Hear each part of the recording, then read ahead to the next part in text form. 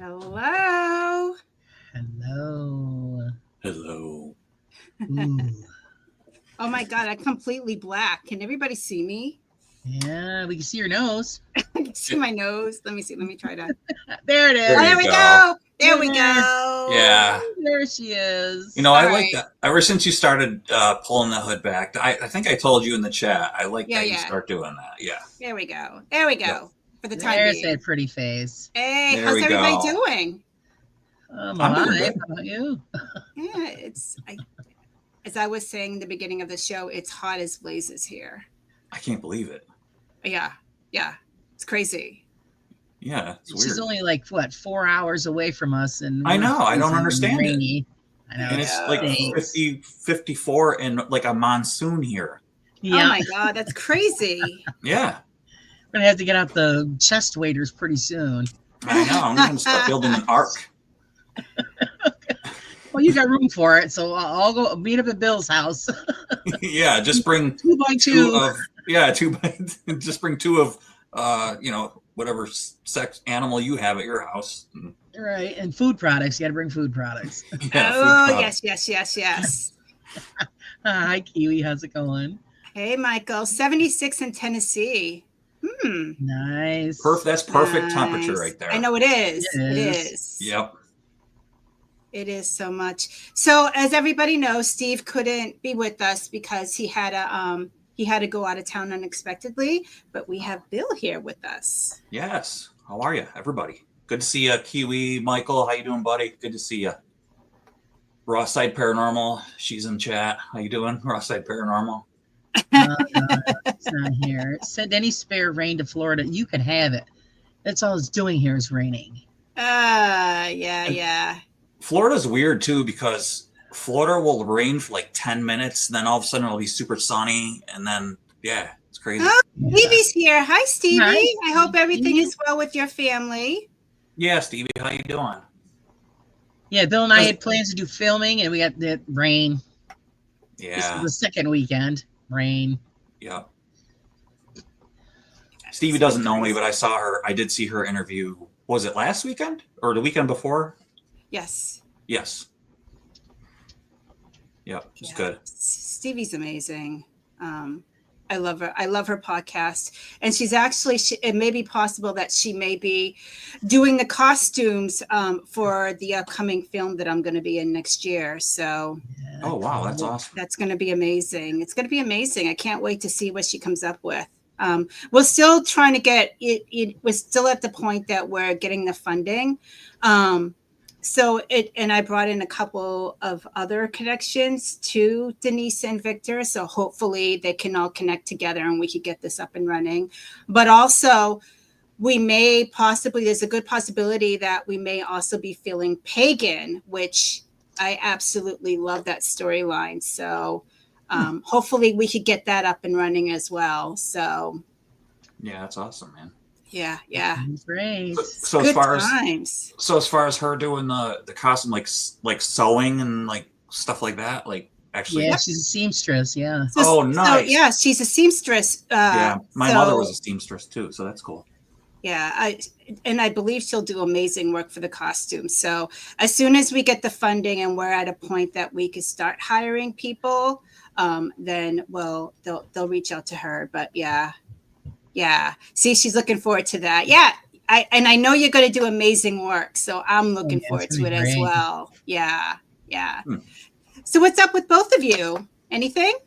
How about you, Laura? Anything? No. No, not really. Nothing really going on. Just waiting for the rain to stop so I can get out and do some stuff. Otherwise, just working on the magazine. It's starting all over again.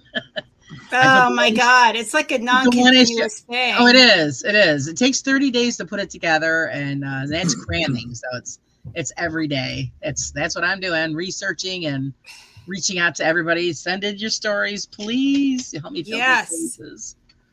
So it's for June? Is it June? I'm working on June's now, yeah. Okay, so we just have to figure out what's in June. I just put out May's issue on the 1st. So guys, check it out. It's There's a lot in May. Wow. Yeah, I tell you. So Kiwi, so I'm actually yeah. So I'm actually working with not Steve, Victor and Denise, which Victor is the producer, my good friend Victor Santiago, and Denise Pounds, which is an amazing writer. So they created a family suspense film called Vampires Vendetta. So right now we're in the funding process, and if we get the funding to do the teaser and everything, then we go to the next step. A lot of people don't realize how much work it is to actually get an actual film created. So we're at that point right now, and then once they get the funding and everything that they need, once they get the teaser to start advertising, then we go to the next step to actually, I believe, start hiring people. Right. As actors. So you let everybody know that it's a family based. Yes, it is. Movie. Yes, it's so kind of you like bring your kids to. It's like a Goonies type of. Oh, awesome! Goosebumps type of movie. And then the other one, and I do have a small role in that as well. But the other one, Pagan, is I actually was involved with previously. I have a role in that as well. But that's a supernatural type of film. It's also amazing. So hopefully once they're done with Vampires Vendetta, they can move on to Pagan again. So I'm excited about that. Yeah, Susan's gonna be famous. I know. That's cool, man. Yeah, I worked on a short film a few years ago. I did the sound design for a friend of mine that she did a short film. It was at some film festivals, and that was pretty fun. I did some sound Foley work on it, and wrote a couple some actually elevator music for it, and yeah, did all the overdub music, or all the overdub sound for it. Took the audio and merged it with the video too. So I have an IMDb credit for it. So nice, cool. Nice. Yeah, it was a lot of work too, and she was very particular. So when she'd come over to the house to view it, there were some things that she would say, "Can you do this with it?" And I would say, "Well, the audio technician that recorded it with like the pole and the gaff or whatever, they didn't really do a good job of picking up audio. Their settings that they had on their board was actually her sister, and the person that was supposed to do the audio recording didn't show up that day. So, but she had the equipment all rented, and they were like, "Well, okay, sis, can you run this equipment?" And she's like, "I don't know what I'm doing." Okay, well, here, let's try to figure it out. So there she was with the pole and the recorder and the microphone and everything. So when I get it, it doesn't sound very good. So I always say, you can't make chicken soup out of chicken, chicken crap. So I actually, what actually came out better was the audio from the camera. So most of the audio that was overhead mic, I didn't even use. I actually used the mic audio from the cameras that they used, and the stuff that she used, I scrapped. It was echoey and chambery. No matter how much I EQ'd it and ran it through processors, I couldn't get rid of it. And so finally, when she was like, "Can you get rid of this?" I was like, "You know what? Let's try it this way." And it came out much better. Got rid of the hiss, because it was all hissy. It sounded like us three here can understand this from cassette tapes, that hiss. Oh yeah. Finally, it sounded like a cassette tape recording. So yeah, it came out really good. She got a couple of awards for it and stuff, and that's how we were able to get an IMDb credits for it. So you have to actually be able to, you can't just like, oh, I want to have a credit. So like, you have to have like certain criteria to get one of those. And that was how we were able to get a credit for it. So that was pretty cool. So. Yeah, pretty neat. Yeah. So That's Bill is pretty famous. Yeah. He is famous. He Yeah. just doesn't brag. Ah. Just once in a while, just Yeah. whenever a movie thing comes up. So. Yeah. And then there was a couple things where like, okay, so this guy he was drinking he had a gallon of water, and he was talking and he was chugging some water, and of course that didn't get picked up. So it was just silent for this one part. And I'm like, all right, now I'm turning into a Foley artist for this. So what do? We always have water here because we have hard water. I live out in the country, so we have well water and it's hard water. So we don't drink our water. So I go get our gallon of water, and I mimic what he had in the water. He had just about this much in the gallon. And so I took this microphone and went up to it and chugged it the way that he did and mimicked it. And then he did like a, that's what I did. So when I showed it to her, his name was Glenn. I don't remember what his name was in the movie, but she goes, "Oh, that wasn't Glenn." I go, "No, that was me." She's like, she started cracking up. She goes, "Oh my God." She goes, "I thought that was him." I was like, "No." And then there was a part where he's hanging up these things in a drugstore, and they were like these plastic, I don't remember what they were, but I was like, "Oh my gosh, I have almost the exact same thing in my studio here." They were Hot Wheels, but they were in these plastic bins, and the plastic was exact to what he was hanging up. And of course, again, it was silent, and it didn't. There was like no sound for that. I'm like, you gotta have sound for that. So I went over to the pegs, and I have like pegs when I was doing all my car collecting. So I put the microphone there, and I like mimicked him putting them on there in the plastic and everything, and had to like overdub that and stuff. So not only did I do like all the music overdub and stuff, so now I turned into a Foley artist and crinkling paper and everything. I had a lot of fun. Sound effects. Yeah, I had a lot of fun with that. It was really cool. So I think that would be a really neat job. So yeah, the sound Cynthia. guy. And hey, Cynthia, how's it going? So yeah, that's fun. That is very fun. Yes, hi, Cynthia. Yeah. Victorian Paranormal, thank you for sharing. Thank you for sharing. Thank you. Yes. Thank you.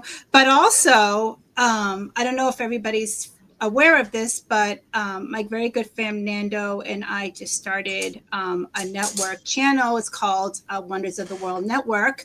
What we want to do is bring different podcasts from all around the world and just make it one big safe, drama-free, and negativity-free network. So we're actually, the first time today, we're actually streaming through it. So oh, hey. yeah, it's great. Oh, Yeah. sweet. Everybody knows right now. I haven't seen Cynthia lately for a podcast. Well, she says her work schedule changed because I asked her the other day about that. And when Bill and I were doing a live, I questioned her what happened to her live cooking program. So she was talking with Bill, and Bill told her just when she cooks dinner, make that the show. So this way she's not losing out on content. That's right. Excellent. Just hit record. Yeah. Then that's awesome. Yeah. You're just, that's what I do. And somebody had said I like about like some things that I do. They had said, I like that you just film everyday things that you do. Like even if I say, all right, I have to pull this car out of the garage. Well, I film it, and it's like, if I don't really have anything going on, I go ahead and film what I do, and like I said, I think, before we went on, I said, I have certain standards and certain things that I do. If people don't sort of like what you do on your channel, it's not really about like, you want the subs and you want to appease people, but you really don't. It's more about like, do you enjoy what you do? You have to enjoy you have to enjoy your work that you put into your channel. Yes. And not go, all right, well, this is what people want to see. I don't really like doing it this way, but this is what everybody wants, so I'm going to do it this way. No, you know what? Do it your way and enjoy what you like to do. Mm-hmm. And that's the way I run my channel, and the way that I edit, and the way that I do things. Like I had one guy say I was soldering underneath the car, and instead of taking, like, when I did the soldering thing, it would have taken 10 minutes to solder it and stuff. Well, I did a sped up montage with music, and the guy was like, how did you solder that? This video doesn't make any sense. I didn't even see how you did it. There's too much music, blah, blah, blah.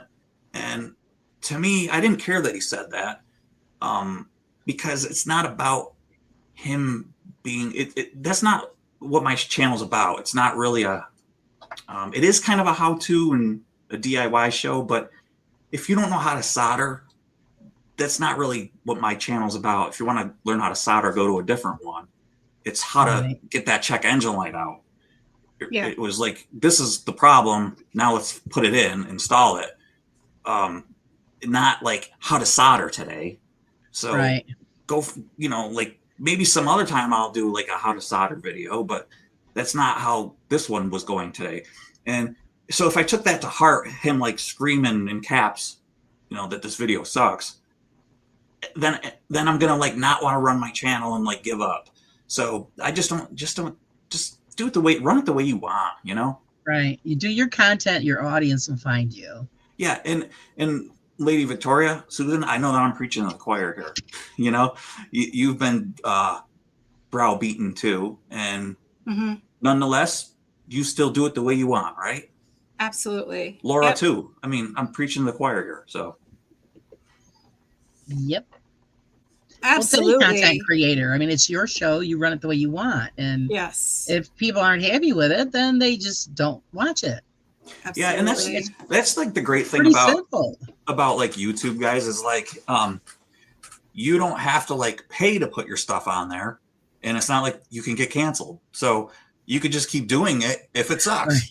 So you're doing it for you, and I know like my buddy would come over and go, you should be filming this and putting it on YouTube, just like Cynthia here. If she's making an awesome meal, she should be filming it and putting it on there. And just like my buddy said, you should be filming it. So. Hi, Goth Gal. Hey, Goth Gal. So, and somebody else said hi, and I think I missed it. Yeah, I'm trying. Hello, Wolf. Sorry, I didn't. Somebody said hi. Shane. Shane, yep. Hi, Shane. Yes. Shane, yes. Hi, Shane. Yes. How you doing, brother? So, yeah, sorry, that was my rant. So, Bill, I have to ask you, I've been always curious. Yeah.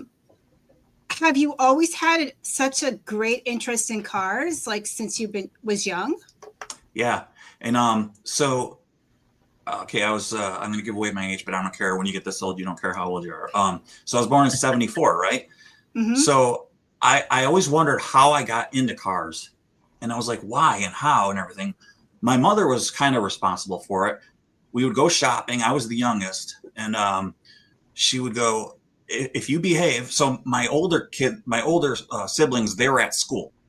And I was the youngest. So I'd be in tow to go grocery shopping, or she was a shopaholic.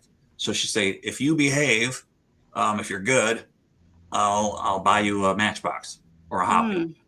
Mm-hmm. So I remember I'd always go and I'd be like, oh, the thing is coming where it's like we're wrapping up so I'd go grab a Hot Wheel or whatever it was. And I remember always gravitating towards the Euro cars, like the European cars. Like it wasn't like a muscle car or something. Sometimes it was, that would grab my eye, but it was always like a Euro car. And I remember like grabbing this one black car and I was like, man, what is this thing? It looks so sleek and everything. And then what it turned out to be was a Porsche 911. And I was like, okay, why am I gravitated to this car? So we started watching reruns of the show Chips. Oh, yes. Okay. So we're like watching that. In the very first, I think first or second episode, there's a Porsche 911. And it looks exactly like that black, my very first car I think that I've ever bought. Like it's a Matchbox 911. And I'm like, it's like a 1978 stamping on the bottom of this Porsche 911. So I must have been about 4 years old. And I was like, oh my gosh. I go, that's the reason why I'm into that car, because of that show Chips. It was my favorite show when I was a little kid. Couldn't get enough of that. The motorcycles, there was always an awesome car chase. You know what? That show is still kind of cool right now. I watch a lot of reruns, like Dukes of Hazzard was one of my favorites. Love Dukes of Hazzard. I used to love it, but now I've seen it and I go, oh my God, I can't believe I watched this. Yeah, that's what I say. Like Knight Rider's still awesome, but like Chips, I can actually still watch and go, this is pretty good, and not cringe. You know, it's not cringeworthy. A-Team, but like there's a lot of like stuff that like I can watch or can't watch, but Chips still really is kind of up there. And but the reason why I think I'm into like cars and like Euro cars is Chips, because like it was filmed out in LA, and like there's like a lot of money there out in LA, like with Hollywood and stuff. So there was like a lot of BMWs, Mercedes-Benz, and like Jaguars and stuff. And I think that show got me into like Euro cars. Plus my mother, she had like expensive taste. And when we would drive around, she'd be like, oh, look at that Mercedes. Oh, look at that Jaguar. Look at it. And so I was always like, I always gravitated towards those things. Now, do I like muscle cars? Yes. I'm like a Dodge guy. Yes. But like really like Euro cars, like Porsches and stuff, Porsche is my number one go-to flagship car that I love. But that's, I think, to answer your question, sorry it was so long-winded, but yeah, that probably is it for me. I think Chips did it, and my mother, not my father. So, yeah. Oh, wow. My favorite car was a Corvette. Yeah. Because my friend had one, candy apple red with the T roof. Oh, so they must have had like a C3 Corvette. So that's that would be probably like, so was it like a 70s? Yes. Or an 81 and down? Yep. And I remember every time she wanted to top off, God, that was heavy. Heavy, yeah, because they're made out of glass. Off. Yep. Yep. So I had a couple IROC Z's, and I also had a 1992 anniversary edition, which are the Camaros. And then for those cars, I know we're talking Camaros and Corvettes, but they switched to, because those had T-tops as well. And they switched to an acrylic top. So they, my early IROC Z's had a glass top, and those were heavy. But then they switched to an acrylic top. And I remember when I first got that 1992, I was like, oh, it was like a Lexan plexiglass, and they were super light. So they switched them from the glass tops. They weren't so heavy anymore. So, yeah. It would be so funny because I remember a couple of times we'll be cruising on the highway. All of a sudden it'll be raining, and we're like, shit, we left it. Yes. It's not like it could go with you. Yeah. You know? Yeah, you were screwed. So yeah. Well, they have like she didn't. Well, you could put them in the. She didn't have the bag where she put them in the bag, or she just left them at the house. She left them on the floor. Yeah, on the ground. Oh, yeah. Well, yeah. You could take them with you because they have like a bag that you put them in. She just chose not to. Mm-hmm. So, but yeah. So I can't remember the sports car you had, Bill, when you and I first. That was my '92 Camaro. Yep. Is that what it was? 'Cause I remember that time you had to give me a ride home, and we went to your house to pick up that car. That was my anniversary Camaro I was telling you about. It was a Z28 1992 Camaro that I had. All right. So yeah, Bill gave me a ride home in that. I don't know if he was trying to show off or what, but I'm sitting there thinking to myself, I just feel like an old lady in a sports car. Yeah, I never told you that. They had the high-rise wing on the back. Yeah, and I'm thinking, okay, back in the day, I would have said, "Oh yeah," but I'm older than Bill, and I'm thinking, I feel kind of stupid. Yeah, they had it was called the Heritage package on it with the so it was red, with the black stripes running down it. Yeah, that was cool. So yeah, he gave me the hot rod ride home. I'm sure his family are probably thinking, "Who the hell's this lady in our driveway?" So I remember I went to go get new center caps for that because when I bought that car, they were missing because somebody stole them from the dealership. And I go into the other dealership to buy them because I bought it from secondhand.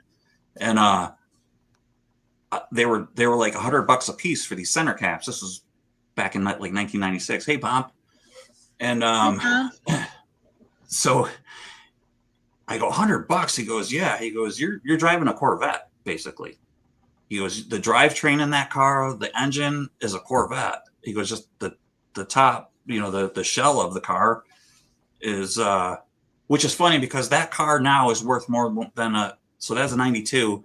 If there was a 92 Vet, today, that car is worth more than that 92 Vet would be. So, that car is worth about 25 grand now. And then, a 92 Vet. It's probably worth about 15 if it was in good shape. So I miss that car, but they're just a car. That's the way I am with cars now. Then you bought your father's Durango. Yeah, I did. I remember that. You remember that? Yeah. I remember that. That black one. Yep.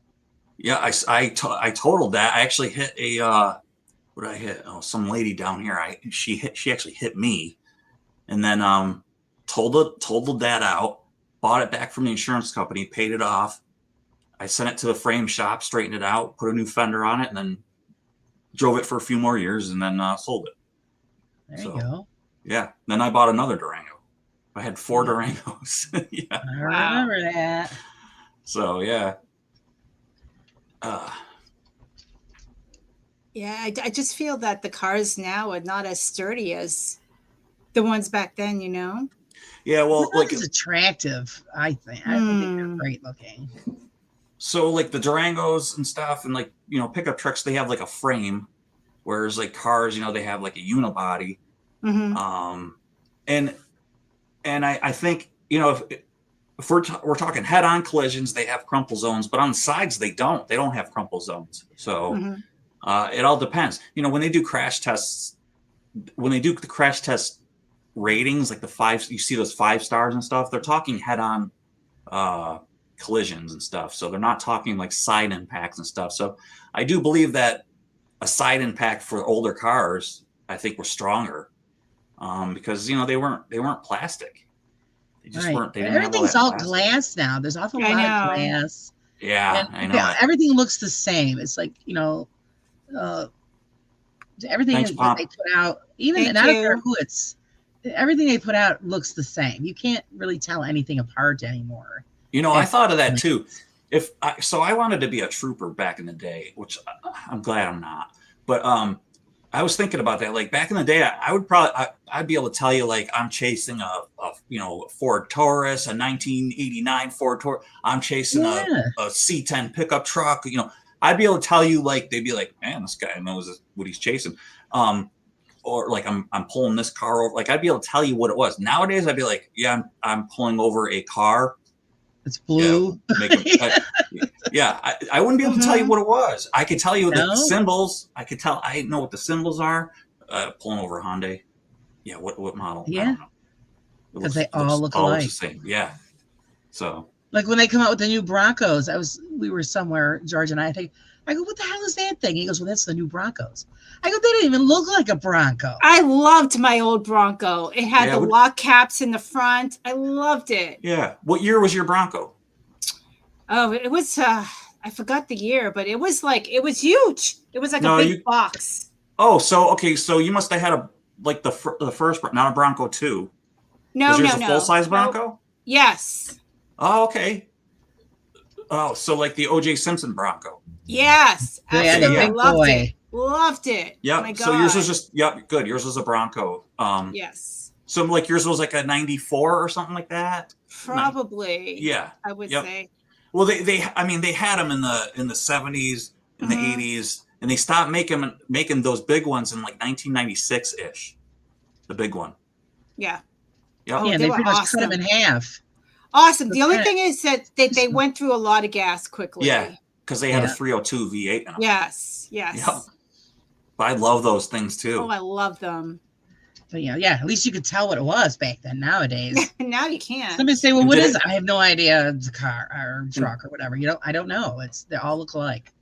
Did it have the retractable window in the back that went down into the gate? I believe so. Yeah. Some of them did, some of them didn't. Let's see, Feral Goth, she says, Bill, I feel like you are the person that created my first car just to see if you could. A 95 Dodge Neon that was totaled, then rebuilt. I remember when Neons, do you remember, Goth Girl, do you remember the Neon commercials? Hi, Neon.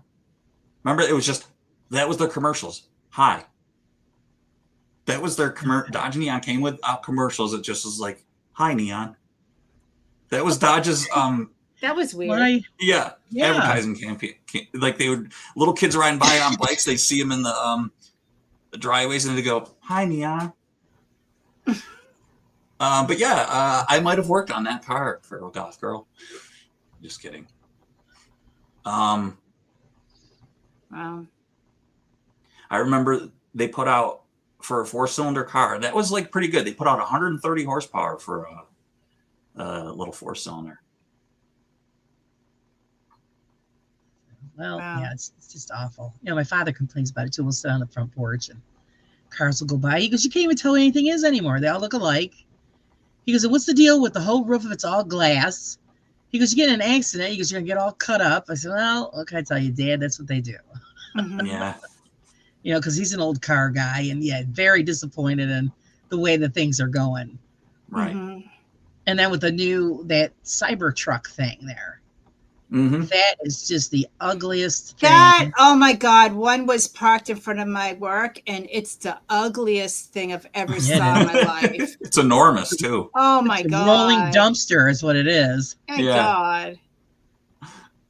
It's exactly what I think of as a dumpster going down the street. I was thinking of can opener. I don't know why. It's just. It's because it has all those sharp angles to it. I know. It's crazy. Like we've got a couple of them that are around here that people drive them, and I'm thinking, what are they expensive? Thinking, yes. Yeah, they're like 130,000.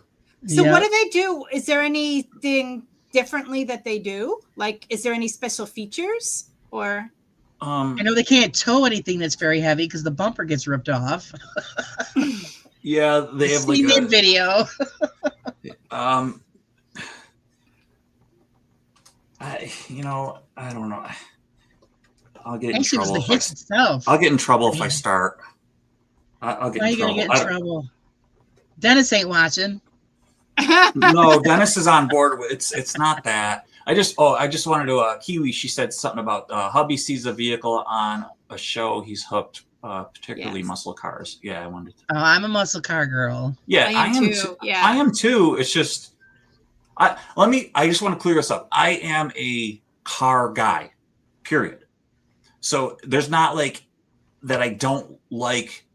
I should clarify this. Laura talking about cars driving by her house. It's not like, oh, I love that car. I love that car. I don't hate I like muscle cars. I like. So if I'm at a car meet, or and some guy's got a nice car, I'm a car guy.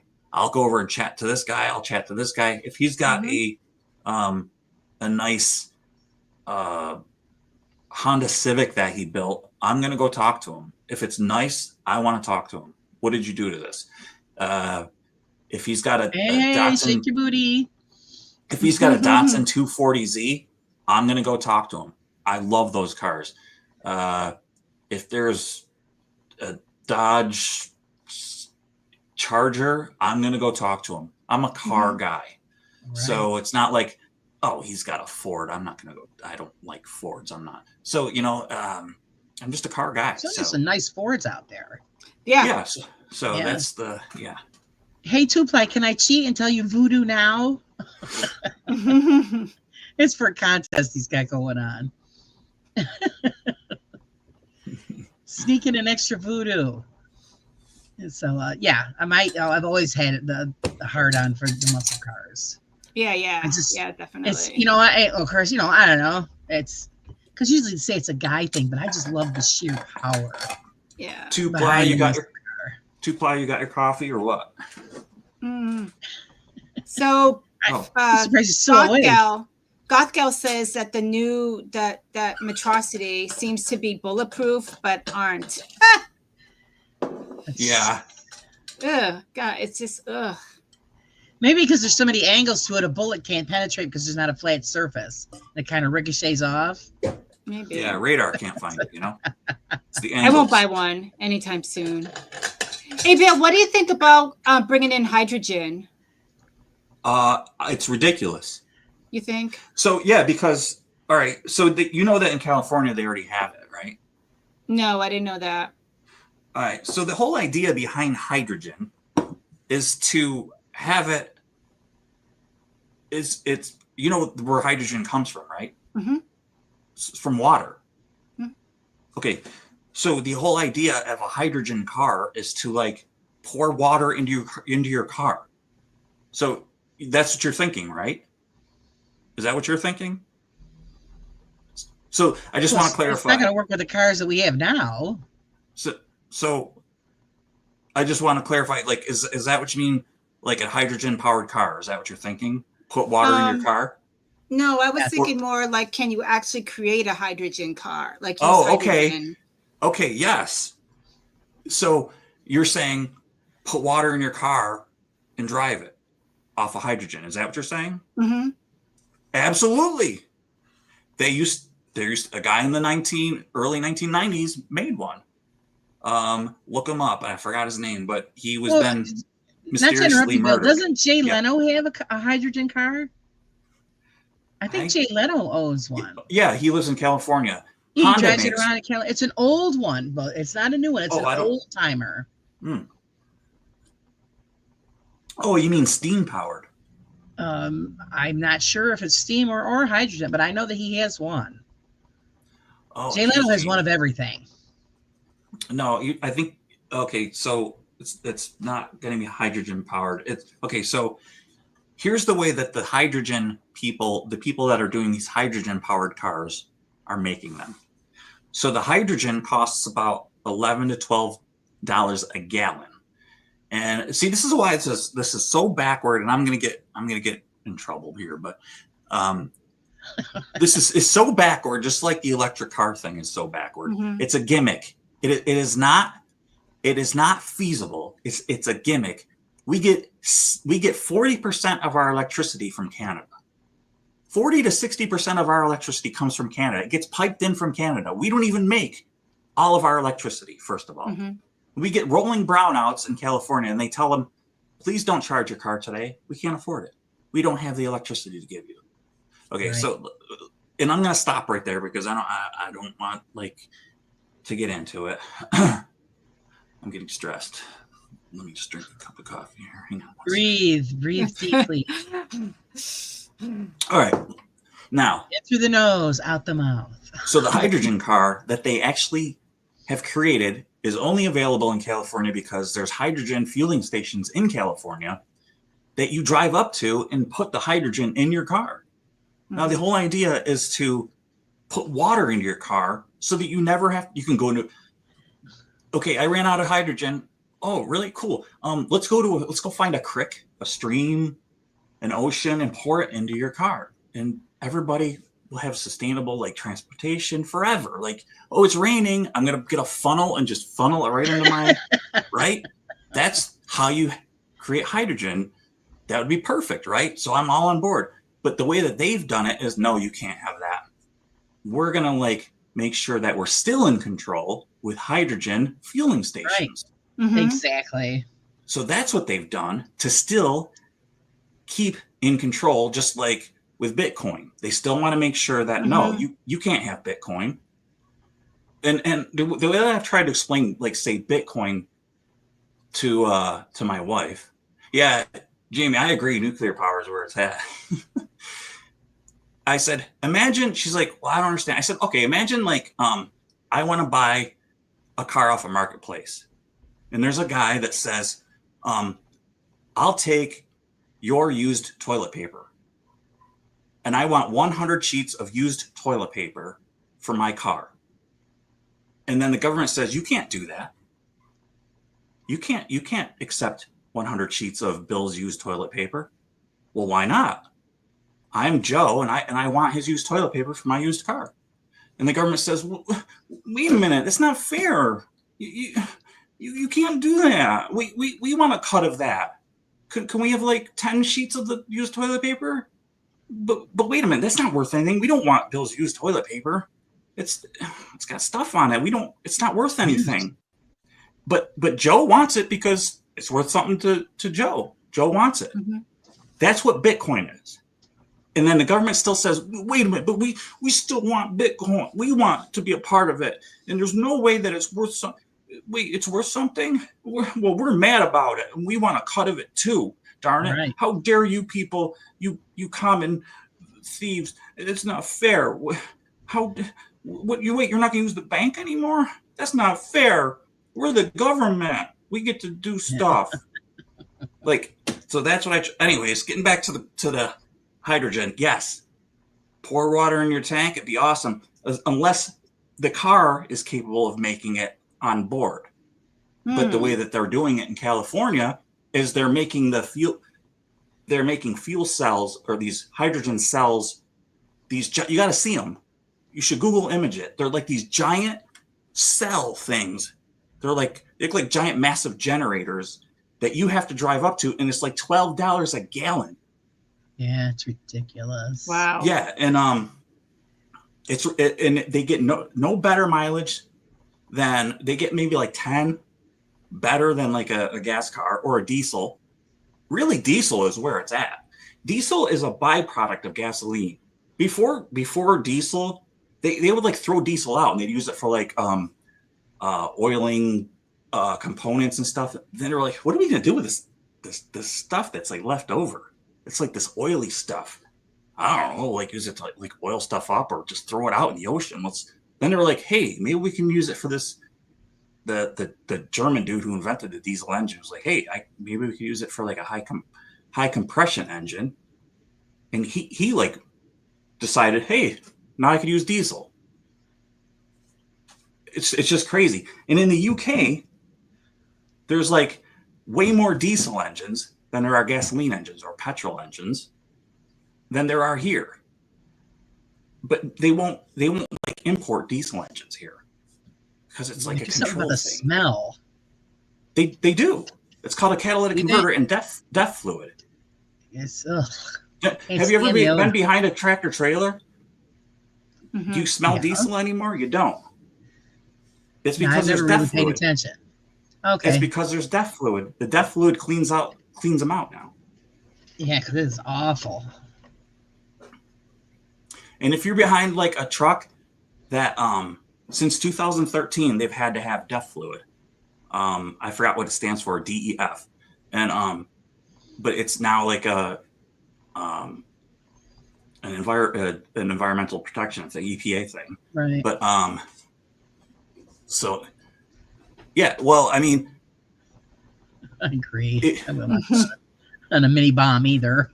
Well, he's right. So okay, so the hydrogen thing what he's talking about is, thank you, diesel emissions fluid. Thank you. There you go. I mean, I used to be a truck driver. I should know what it stands for. Shame on you, Bill. That's it. So what Jamie's talking about.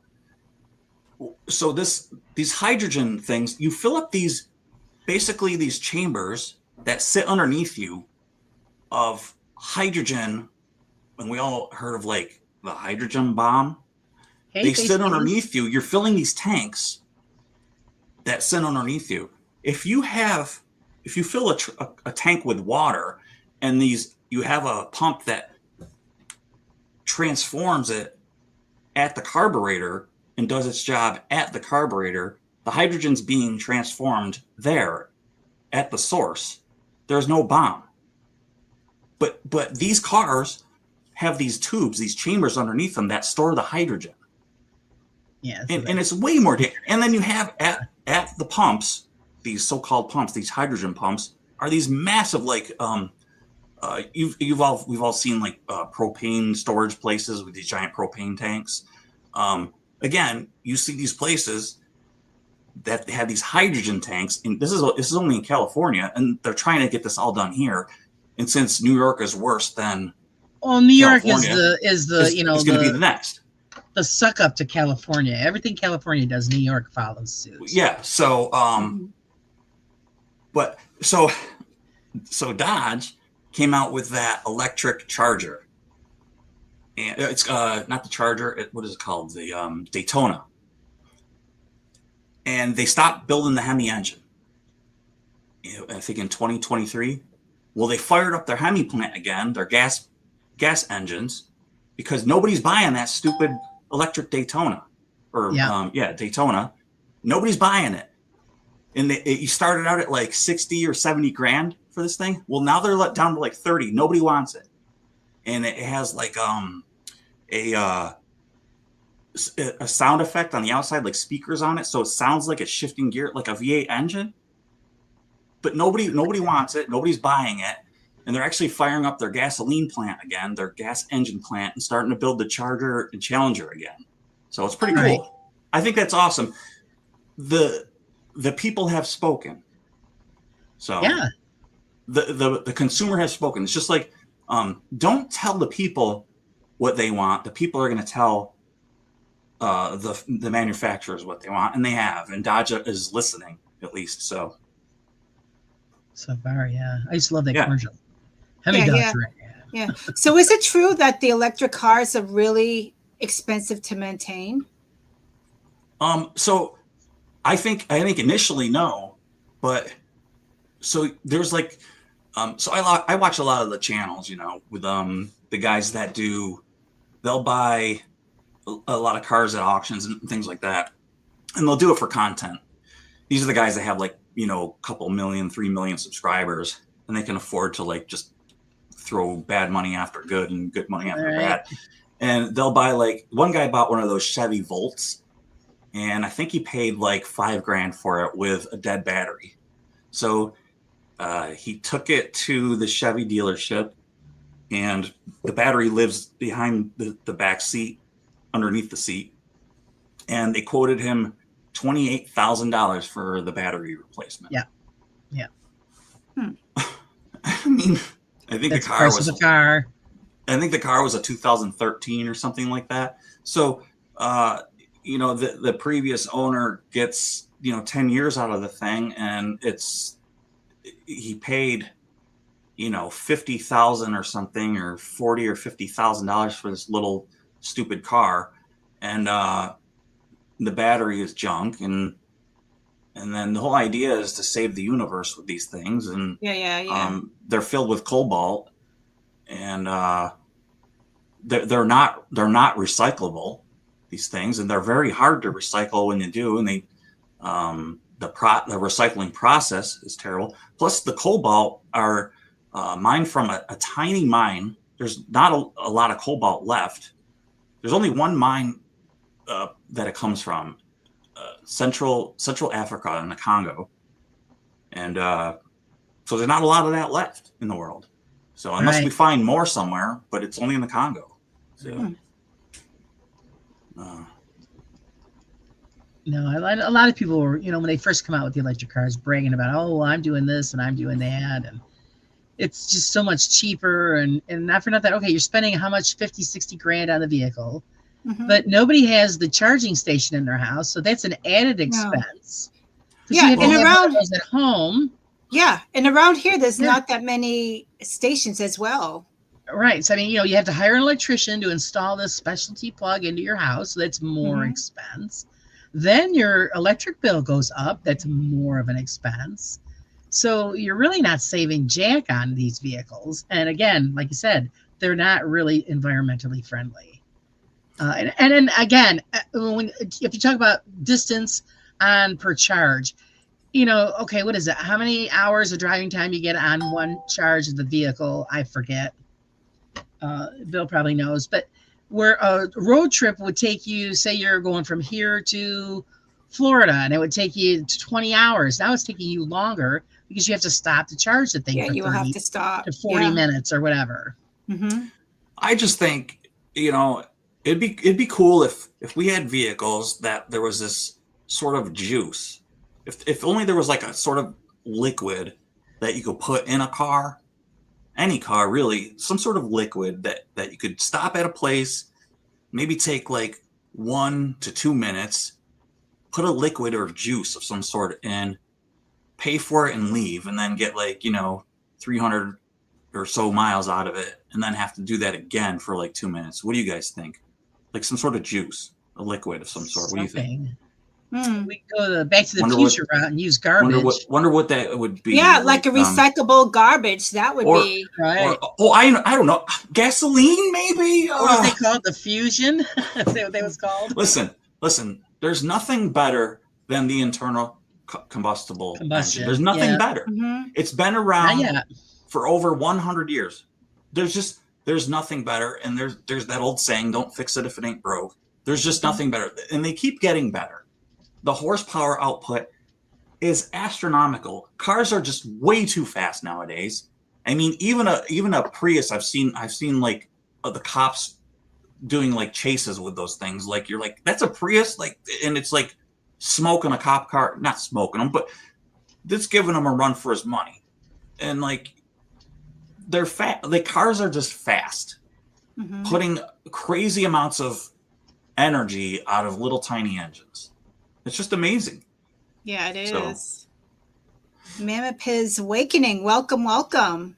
Yes, welcome to the show. I haven't seen you here before, so definitely welcome. So, Bill, what do you think about hybrid? Let me see. Government got my thing. I'm sorry, say it again. What do you think about hybrid? I think that's an awesome way to go. Yeah. I think that's awesome. I struggle a bit with the with the cobalt factor, but I guess I'm trying to like appease both worlds in my own mind. I don't really try to appease anybody, but in my head I go, I think hybrid's okay because we got the best of both worlds in there. You see like the electricity around the city, and then if you're going to do long distance, then you switch over. Yeah, because you have regeneration, and you don't ever have to plug that in. But what bugs me is you still have,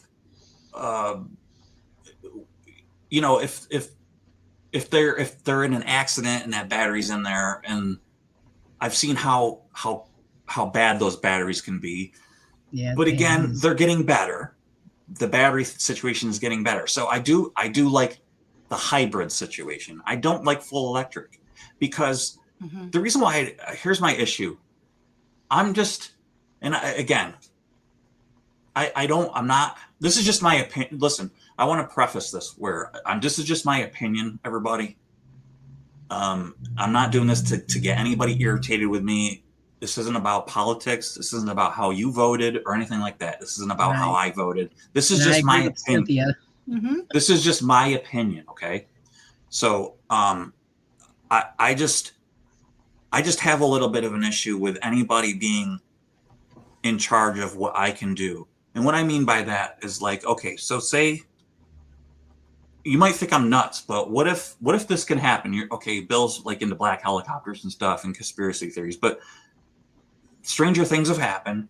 Now, what if somebody in the government doesn't like you, or say you have your electric car and you go to turn it on one day and it doesn't run, and that's because they shut it off on you. Now, a gas car, yeah, maybe they can do that, but there's more chance of them being able to turn off an electric car and not letting it run than your gas car. I mean, that's why I love older cars, because you can't do anything to my older car. Right. But a car that can be digitally affected by a satellite signal, I don't like it. I just I like freedom, and I like being able to make my own decision. I just don't like, hey, we're going to infiltrate every dealership with an electric car, and we don't care what you want.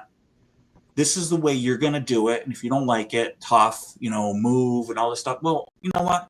Again, like I said, Dodge has converted back over to start building the Hemi engines again because the people have spoken.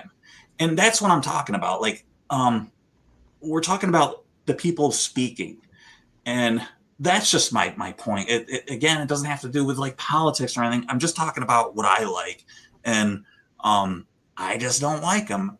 Now, say like a Gen Xer, they're all loving electric stuff because that's what they grew up with. Now, if I said, hey, let's listen to one of these vinyl albums, I think it would be kind of cool to like, you know, reminisce of this vinyl album. They might go, I don't want to listen to that piece of crap. But you and us right here, we might go, yeah, that'd be kind of cool. Let's listen to that like skippy sound, that vinyl sound. We might like think it's kind of cool and nostalgic. Hey, I got a cassette. Let's listen to that hissy sound. But maybe they don't want to. But you and I know that sound sounds way better than an MP3 will ever sound. That data is way compressed. The vinyl that sound is way compressed. But if you try to explain that there's more, there's less compression, and you're going to get a way better sound, you might not be able to explain that to like a millennial or a Gen Xer or something like that. I don't know. I think, I'm showing my age and I'm just old school. Well, they have to listen to the difference. There is a definite difference when you hear between an LP and then listening to a CD. Yeah, there's definitely a difference. Now, here's the thing. What I like to, I just think it's a gimmick. Would I like an electric motorcycle? Yeah, I love it. I think it'd be cool because I think it's a gimmick. Would I like to like take it on a long trip? Absolutely not. Because I don't want to take a gimmick on a long trip. Would I like a car for a gimmick? Maybe just to like shoot down to like the local store as a talking point for like, hey, and like a cars and coffee thing. Yeah, but not like my everyday safety thing. I want like a gas car that I could feel and hear. I want that driver's feel. Listen, I've got a 1987 Porsche 944 Turbo that when that turbo kicks in at 3,000 RPM, which takes a long time for a turbo to kick in, but that's 80s turbo. When it kicks in, it makes my heart go, whoa, and like my adrenaline kick in and I start shaking. There's no feeling like that. Right. Yeah. And like, listen, I watch all the shows. I've never driven an electric car. I've never driven a Tesla Plaid where like from 0 to 60 in like 2.5 seconds. Wonderful. That's fine. I don't care. I would love to feel it and stuff, but I don't care. It doesn't impress me. I don't ever go, man, I'd love to have that. And I don't care. I've been to drag races with 9-second cars, 10-second cars that I could smell. I can hear it and feel it and stuff. Like, in a 64 Valiant and 69 Chargers and stuff. I like that. I just like it, man. And then I see like them going against like a Plaid and stuff like that. And these are like numbers racing, they're bracket racing. They're not really racing each other. They're doing brackets. Is it interesting? Yeah. Do I think Teslas look cool? Yeah. And when they first came out, I liked them. I still like them. I don't think they're like a bad car. I like them. I don't like what people are doing to these cars. I don't think it's right. But I'm just old school, Susan, So. Well, it's like I was saying, when look with the muscle car, it's not as much as the speed, even though they had the speed, it's the power. You feel, you can actually feel the power of the engine. And that's what gets the adrenaline going. And you know what? That's the appeal. So, Feral Goth Girl, and I don't know, like, I know you're kidding around. Like, I don't know. And I'm not trying to sound nutty or fruity or nothing like that, but I hope I'm not. But so what is that? Man Pops? Awakening, Bill, I agree. I drive a 95 camper van. Oh, cool. Is it the Volkswagen, like the van again? Soon to be on the road fully when baby's growing up. Camper van. I bet you it's a van again or something. Oh, maybe it's like a Dodge. I also have a 2002 Dodge conversion van. I bought that. I brought that up from Florida. I found it on the internet, and rust free, and I had it shipped up. I bought it sight unseen, and I brought it up from Florida, and that's actually parked out back. I took it off the road, and now the rodents got into it. Oh no! So I got to gut it. So Yeah, it's like amazing. It's so many cars out there. It's like I'll probably have to get into another car What do you in a got? year or so. And the thing is, like, there's so many out there. It's like hard Go decision. old school. I would go old Well, Hard school. decision. Well, if you're gonna get, so you're gonna laugh, but people always go, "What?" I tell you what, Kia is making some awesome stuff, and they're making some like they're doing some really good like rebates and buy and stuff like that. Yeah. Kia's got some wicked nice cars, man. Wicked I nice. got a Nissan Rogue. No, those are wicked nice too. What year is yours? Mine's a 2017, but I go for like the out there colors. Like I don't want a black or a white. I want like neon orange or green. I love that. Or I love that copper orange. Oh, yeah, so I have that. So my buddy Dennis, his wife just bought a new Rogue. Or no, she had a Rogue and she bought the Murano. Oh yes. Yeah, that's super sweet, man. The CRV is wicked nice too. The Honda CRV. Mm-hmm. That's nice I too. didn't like. I test drove it, and It's small. I was lower to the ground. Like I like being high up. Yeah. And the Rogue, I was higher up. Yeah. The you know CRV, what? I was like down to I felt like I was still low. Yeah, sitting on the road. I hate that feeling. Yeah. Yeah, the CRV actually, it's nice, but did you know? Like I hear I go recommending and saying that car, but it's got like one of the highest death ratings in it. Really? I didn't know that. Oh, wow. Yeah, so sorry to like recommend that thing to you, but Don't buy the death car, Susan. No, well, because it's a small SUV and like I guess it has a high rollover or something. Oh, bummer. No, so the Kias, that's the older ones from like the they stopped that in like 15 lower. That break-in rate in the hot wire thing. Yes. They fixed that. So if she got a newer one, that wouldn't happen. And so many problems. All the new ones have all kinds of recalls on them. Yeah. I used to go with Volkswagen all the time, but I found after so many years, like you just come into like tons of electrical issues. Yep. So I've had a few Audis in my day, and Audis are good for the first 2 years for like the doctors and attorneys that own them. So Porsche owns Audi and Audi and Volkswagen, along with Bugatti and Lamborghini. They own them. Bugatti. And they're I don't want to say they're over engineered. They're great cars. Like I said, when you the first 2 to 3 years of their life, then the electrical gremlins start. So yeah, I had a friend that had a Volkswagen Beetlebug in the first couple of years. It was great, and then it just slowly started to fall apart on her. Yeah, I mean, literally fall apart. Yeah. You mean like the new Beetle? I don't. Well, it couldn't be an old one. I know. I think it was kind of the newer version. The new version. Yeah. Yeah, it was. But this was a few years back, and I used to love. Believe it or not, the Beetle was comfortable. I had an electric blue one, and I really liked it. I mean, it's not as small as people think it is in the inside, right. But again, huge in the inside. It started having electrical issues. Yeah. Yep. So you had the 1.8 turbo, or did you have the 2.0 turbo? I had the 2.0. Yep. So it was a 2.0 naturally. It didn't have the turbo in it, right? Nope. Yep.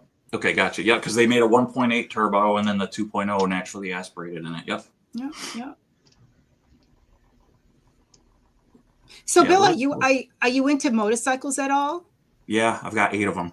Really? I didn't know that. Yeah. So what do you think about Harleys? So Harleys, what do you think about them? Yeah. So I don't really, the new ones, like they I mean, it's just the way of the future. They do a lot of thinking now. They have like all this like rain mode and stuff, which I think is great. It makes them a lot safer. The stuff I ride is like old, I guess you can call it vintage stuff. like a 78 CB 500 and like a 93 Kawasaki 750 Vulcan. I have a 2000 Kawasaki Concours 1000. Wow. I'm that's what I have now. Like I have like 8 bikes now, but I've had probably, I'd probably say like 50 motorcycles in my life.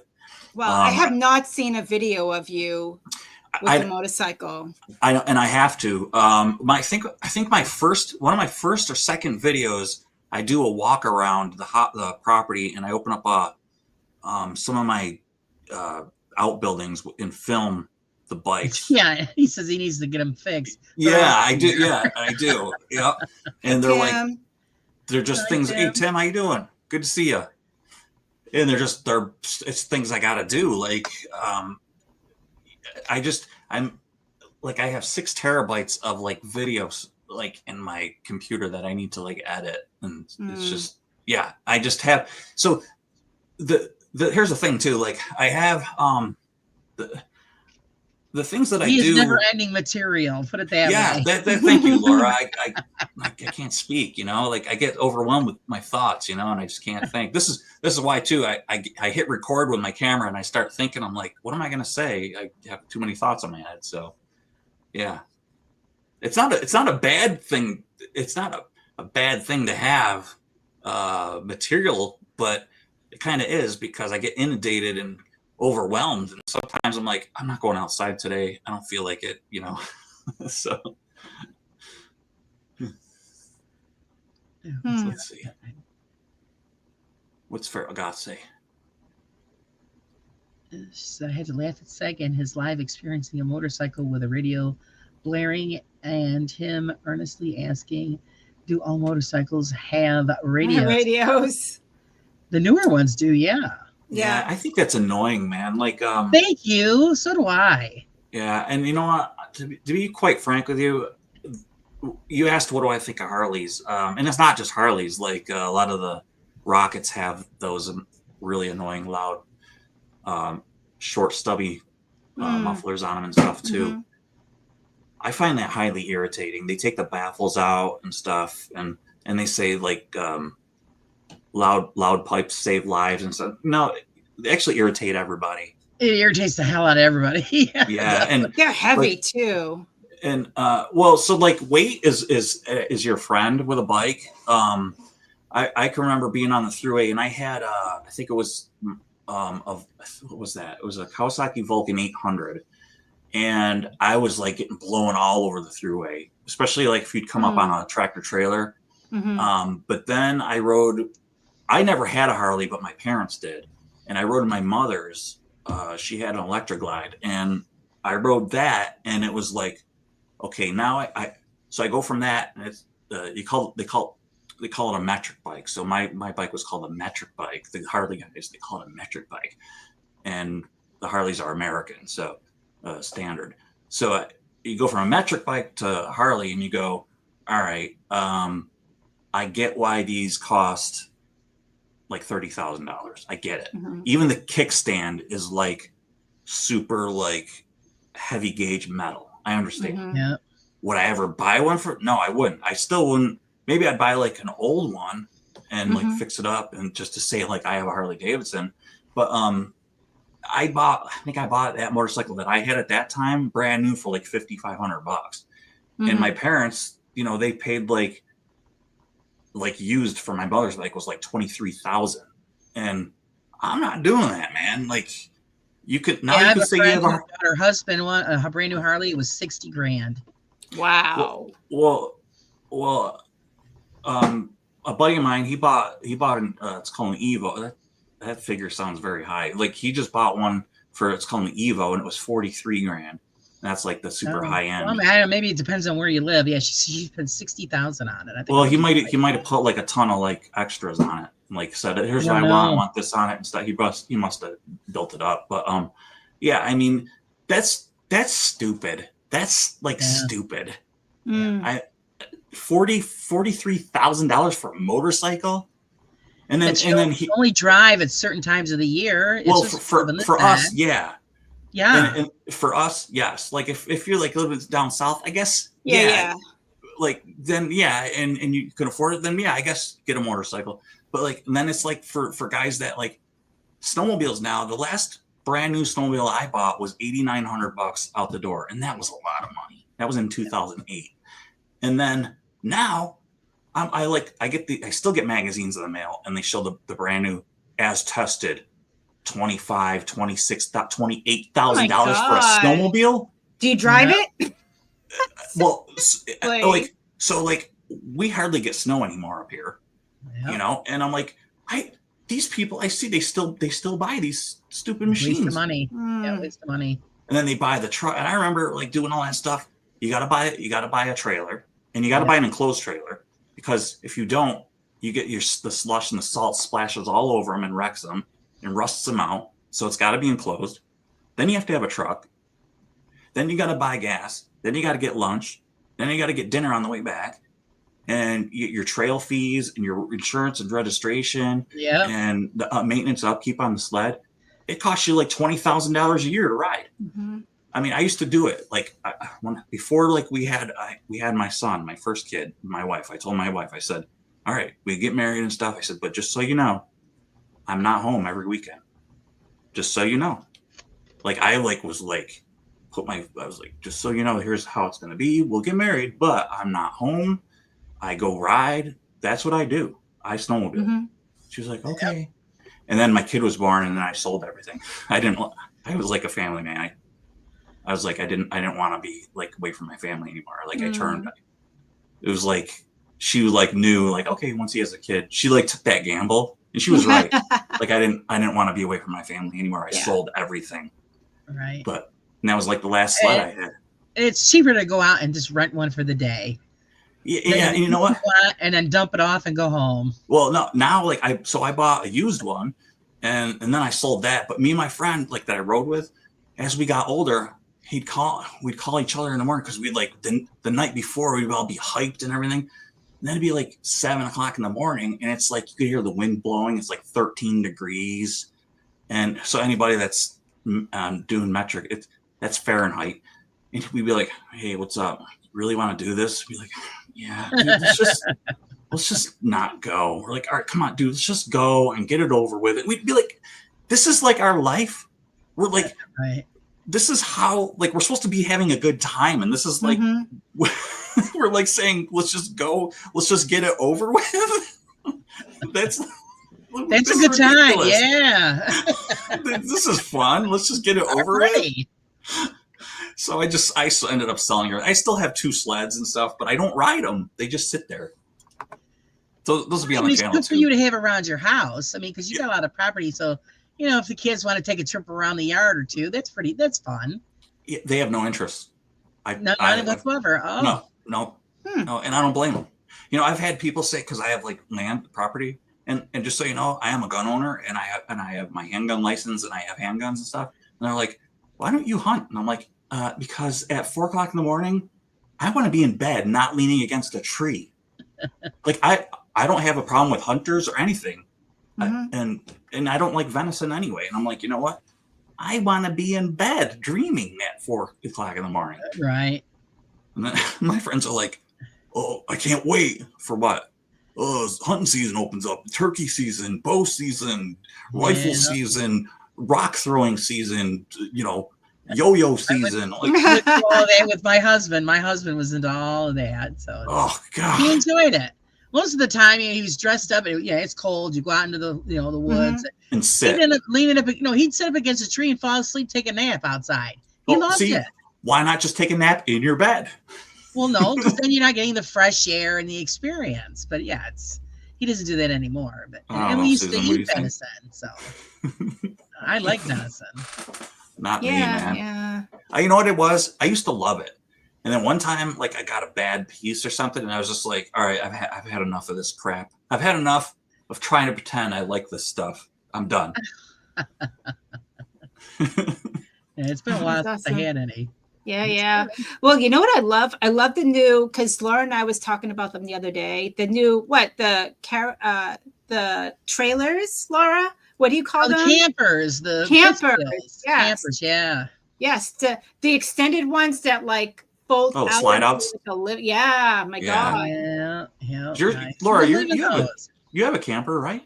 Yeah, we've got a pop-up. Oh, sweet. I love it.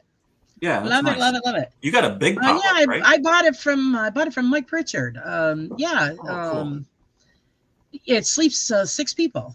Oh, that's pretty good. Yeah, that's good size. It's got a kitchen and a little dining area, couches, and I love it. A steam room. Yeah. Sauna. No, sauna. I open it up in the yard, and people come to visit. It's like having their own little apartment. And then if it's a bad night for mosquitoes, but I still want to sit outside, I go in and I sit in it. Yeah, see, that's cool. I like that. Mm-hmm. And you can still, sit there at the table, have your coffee, and enjoy the outdoors, and not get eaten up by the mosquitoes. Yeah, it's nice.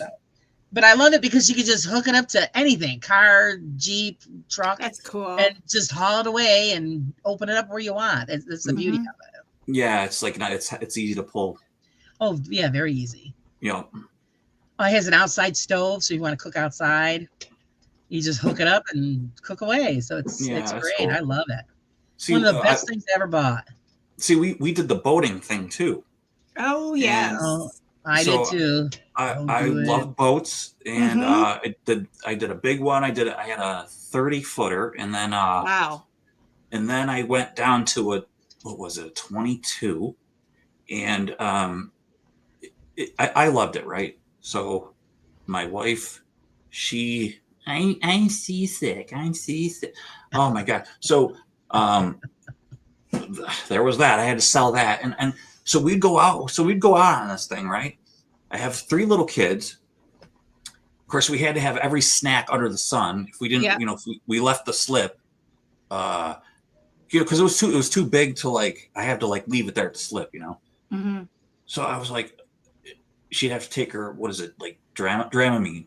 Mm-hmm. Yeah. It was like a big prep thing. I don't know, it was we were going the lunar surface or something, just to go to the boat, Okay, we're going to the boat.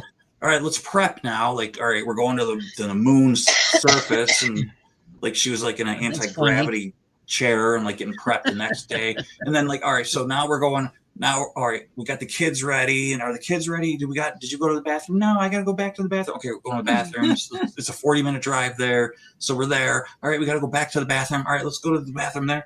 All right, we're going to the bathroom. And then all right, we ready? Can we go now? All right, let's go. Get your life preservers on. Our life preservers are on now. All right, so now we're in the boat. All right, can we get the chips open? We got to get potato chips open. Let's get a drink. Oh, it's we're not even out there yet. We got to have food ready. Have a picnic. Oh, dude, yeah. It's oh my God, can't we just get going? Can we just anchor out in the water and start no, we got to have chips going. I want a bowl of chips. Where's my chips? She's got my drink. No, I'll get off my hair. Oh, somebody's touching me. And I'm so we're going through Laura. So Laura's got to throw them all overboard. Dude, I wanted to, but I couldn't because there's sheriff's offices really close to there anyway. But so Laura, where the wall is at Sylvan Beach? Yeah. Okay, so we're going through there, and people. So Susan, they call it the wall, and it's basically a canal, and then it opens up out into the lake, And people they moor their boats against this wall, and they chill out, and they're having cookouts, and it's probably, I don't know, I'd say 300 feet across, and you go it's just a seaway, Mm-hmm. Right, you cruise through. Yeah, and it's 5 mile per hour tops that you can go through. So I'm doing 5, and they're screaming and yelling "Would you sit down? Knock it off!" I realize people are looking at us, and I'm we're like a floating circus here. The freak people must be coming through. Yeah, the freak show. I'm people must be looking at us, going look at this poor SOB, man. Look at him, just wanting to enjoy his Saturday, and. She's like, just stop yelling. Will you just knock it off? I'm well, why don't you just sit down? Why can't they just wait till we're? I'm that's it. Just come on. We're just gonna have a good time. I'm just gonna watch out. We're gonna have a good time. Well, I'm not having a good time. You think this is a good time for me?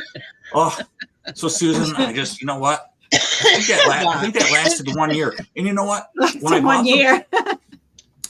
One season, I think I bought the boat.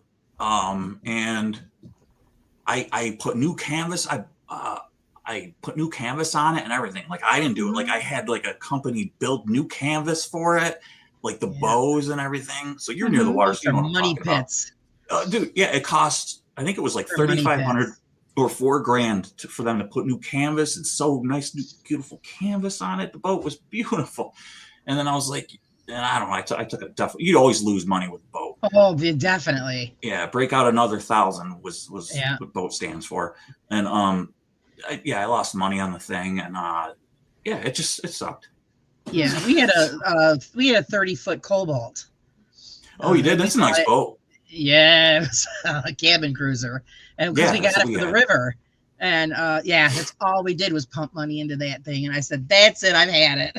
Yeah, I had a 30-foot Sea Ray, and then the 22 is a 2242 Bayliner with the gunnels were like super high on it.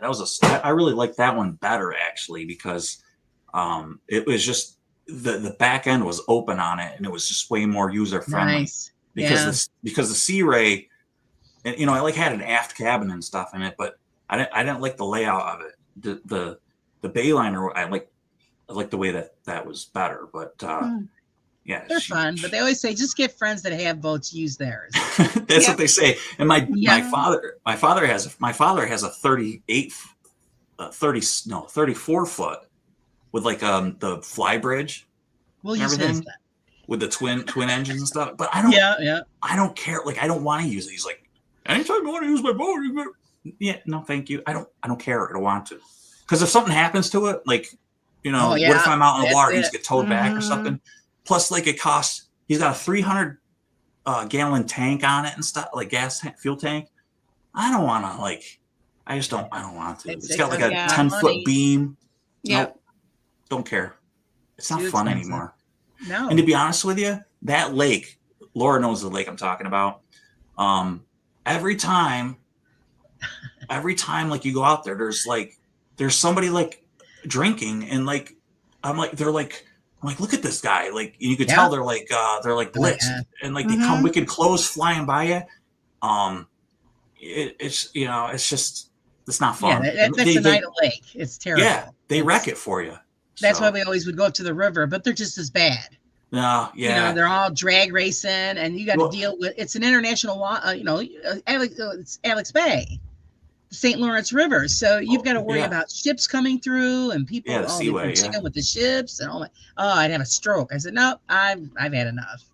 Yeah, yeah. And then no matter how slow you go through, you sit, and you see these giant ships come through. It's amazing. Yeah, it's neat. Mm-hmm. But I don't want to be anywhere near them. Yep. What about you, Susan? What do you got going on these days? Anything with the channel? God, we took a dramatic change here from boats to channel. Yeah, sorry. I feel like we're neglecting you. You kind of got me off guard here. I thought you was going to ask me something like, do I get seasick or... I should ask you that, shouldn't I? Well, you are near the water. Let me ask you that. Do you like lobster? I like shellfish. I get seasick, particularly on the whale watches. I do get seasick there, but it's weird. It's like on small boats and bigger boats, I don't get seasick. It's just like when it's like completely out in the ocean, that's when I get seasick. Yeah. So my wife and I, our honeymoon was on Nantucket.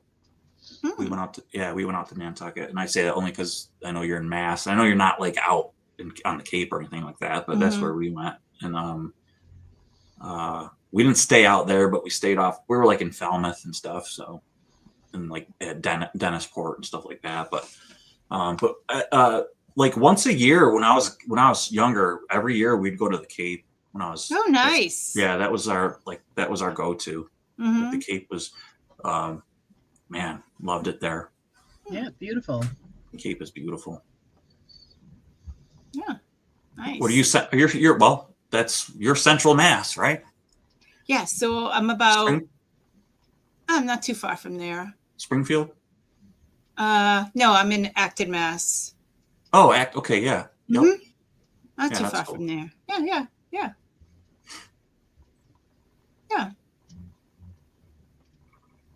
But no, nothing really new is going on with me. I do, now that the weather's getting warmer, I do want to go out and start filming and investigating. Yeah, and it's Yeah. probably hard for you too because your hours, and then that's another reason why excuse me, I took a step back from the live show because you're doing this right now, then Mhm. your sleep hours, I mean, when you're done, it's already what, 4:30. You're getting tired. You don't really have a lot of time to not know what your Sundays look like, but then it's back to work, right? Yeah, Feel basically. better, Cocktail. Thanks for joining us. Yeah, Oh. feel better. Yeah, Gothgale, I can feel for you because I suffer from migraines too. I take sumatriptan and I take medication for mine, so I hope you feel better. She probably got a headache from me talking. Shut up, Bill, man. Just be. I know, I'm always hijacking these lives. Oh my God. Well, that's what it is. Sorry. Yeah, she's got the tight schedule. You and I got to deal with rain.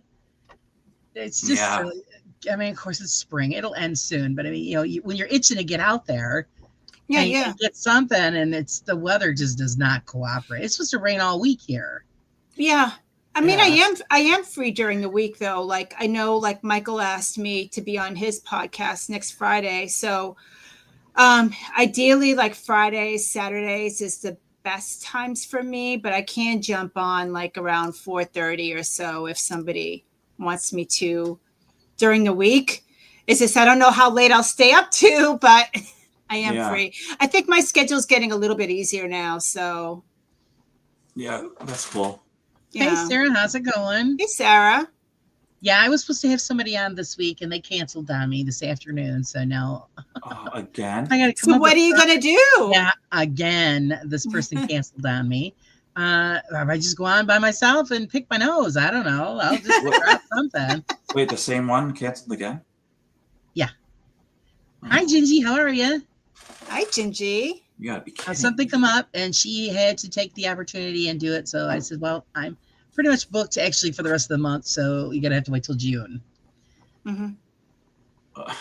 Now, let me ask you this, because I asked the wifey, and she said she talked to her Friday and said she was very excited, and she said, I said to her, "Oh, it was Wednesday." She goes, "Oh, I thought it was going to be Tuesday." And Yeah, Michelle Tuesday. Said, yeah, because that's the day she had open was Tuesday. Hey, Lisa, how's it going? And then Michelle goes, "Oh, I thought it was going to be Wednesday." She goes, "Oh, well, I better go check." So hopefully that didn't make her think it was supposed to be for Wednesday. No. She set it up for Tuesday because she said Wednesdays were inconvenient. So I switched it to Tuesday, and apparently some kind of event come up, and she has to be there apparently. Okay. So I said, okay, not a problem, but you're going to have to wait till June now because the rest of the month is booked up. So, hey, Sky, how's it going? Hi, Sky. Welcome. Oh, I'm sorry to hear that. So I said, okay, so now I'm just going to freelance it, I guess, on Wednesday. Jeez. John Boy, hello. Hi, John Boy. Welcome. Hello, I'll come everyone. up with something or drag somebody in at some point. Oh, man. Yeah, that's crazy. Luckily, we're pretty booked up until the end of June, I think. Yeah. So my May is filled up. Cool. Yeah. Athena's doing good, Lisa. Steph is in Mass, right? I think so. I believe so. Yeah, so she's driving in a thunderstorm. She probably is getting hit with we just went through that. So she's getting what we just went through. So I mean it's cloudy here, but it's okay right now. I'm gonna say, Susan, you might be getting that pretty soon. You may be getting some rain. Yep. Yeah. Well, we got it earlier this morning too. A little bit of a drizzle. Right, so you're drizzling. It's been raining here pretty much all day. And yesterday too it started, like last night. Yesterday was horrible. It was all night. It was Yep. And it's funny because I never think like because we're far away from each other, but not that great of a distance. So I'm always like, oh, it's sunny today. It must be sunny over there. But it's just like, if it is, I think it's just a matter of like about 3 or 4 hours before we get the same result weather, you know? So right. Yeah. We could have all 4 seasons in one day here. Mm-hmm. Yeah, that's normal absolutely. That's normal for us. Yeah. Oh boy. Absolutely. So it's hot, you got the fans going or the air conditioners on. Then the next thing you know, it's pouring outside. And then by the evening time comes, you got to put the parka on because you're freezing your ass off. Yeah. Yeah, it's bipolar weather. Yeah, pretty much. Yeah. Hey, Octoman, how's it going? Hey, Octoman. Let's see. Sarah says, warm, sunny spring weather at long last here in England. Oh, cool. Lovely. Enjoy it. Mm-hmm. Yeah. I think that's what it is. I think we're getting English weather. Because I know. It's damp and Foggy rainy. London town. Yeah. I don't know if I said hello to John Boy and Sarah. I don't know if I said hello. And also Octoman. Yeah. John Boy said, that it was winter in the morning here in England and then summer by lunchtime. See? Wow. That's the same stuff we deal with. Yeah, dude. Same here. Yep. That's Central New York is like that. We have messed up weather. Yeah, it's messed up. I remember watching what's his name's channel? Noah Faraday's. Yeah. And he would do lives in his car. This was during the winter, and we'd have like 3 feet of snow. And looking out his windows, and I'd see him, and he'd be in a parking lot or something. And this was like toward the end of the winter, but there'd be like nothing in the parking lot, and you could see there was no snow there in Mass. But he's near like King of Prussia in Massachusetts. Oh, okay. Yeah, which is like southeast. So. Yeah, we got nailed bad this winter. Yeah, we did. We haven't had that much snow here in about 10, 15 years. See, we didn't get that much snow. Oh, we got hammered. Yeah, we did get a lot. We got hammered. Still not as much as Bill was texting me crying. You were crying. Sky. Snowa Faraday. That's like, hey Wayne, how you doing, buddy? Yeah, around here we get to the right to the edge where we've just reached the end of our rope, and it's like, oh please, not again, right? I don't like snow. Ugh. I used to love snow. I hate it now. Same here. I'd be out for hours, just ice skating or whatever, and now I don't even go outside. No, especially when you got to plow it with a 4-wheeler. Yeah, no, I ain't doing it. Well, at least you got a 4-wheeler. Octoman has pythons. I absolutely love reptiles. Snakes. Love them. Why did it have to be snakes? I love reptiles. Really. Yeah. Yeah, they're great as long as they stay outside. Thank you. That's nice. No, nothing really special, Lisa. Just probably hanging out with my mother for a little bit. Actually, my mother threw me for a loop last night, guys, because I was watching her while my dad went shopping. And most of you know that my mother suffers from advanced dementia. And she actually had a conversation with me, guys. Wow. Oh, cool. I almost shit myself. I was talking to her and I said, well, don't you think it's time for bed, Mom? She goes, yeah, I'm kind of tired. I'm like, whoa.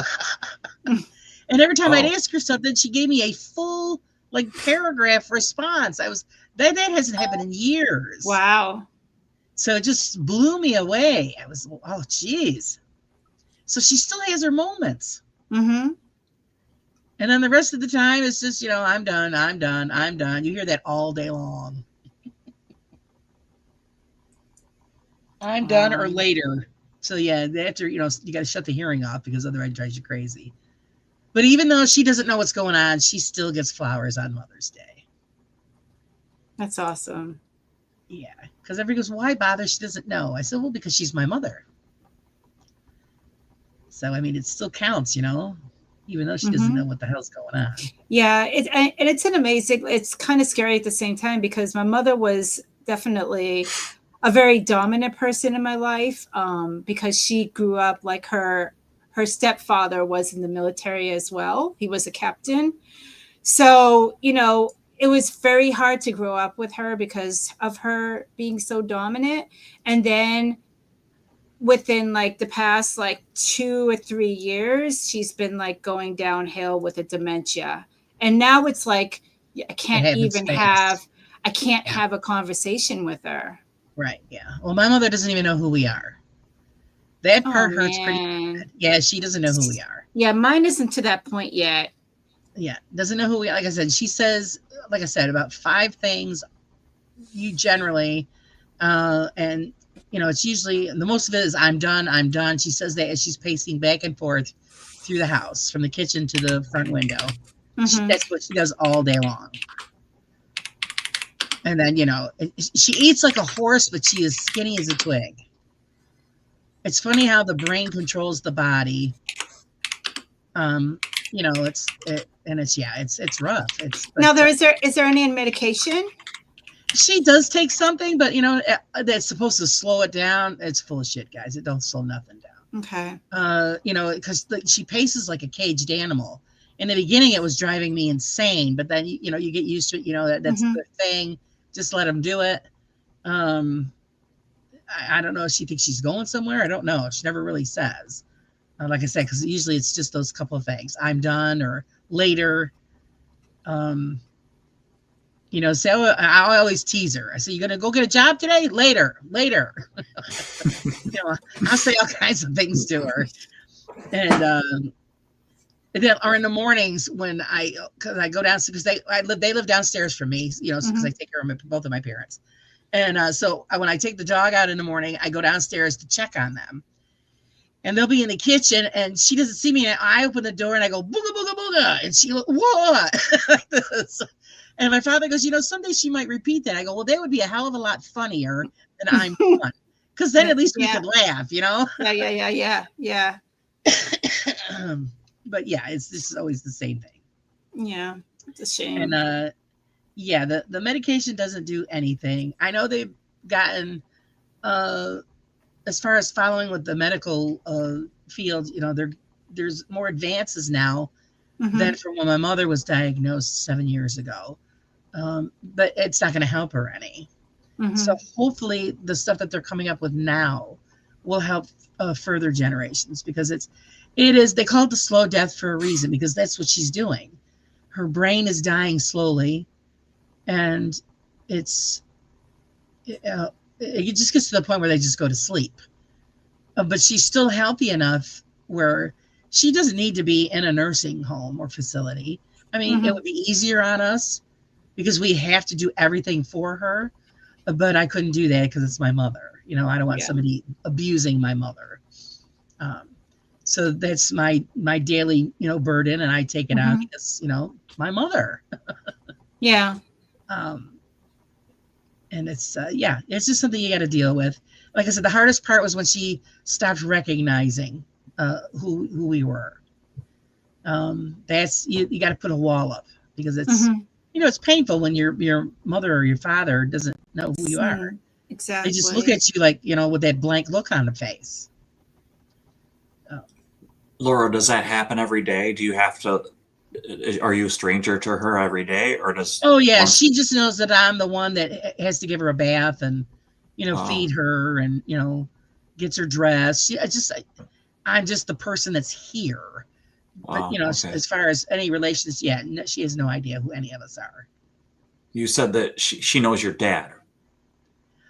She knows that she belongs to him because she follows him everywhere.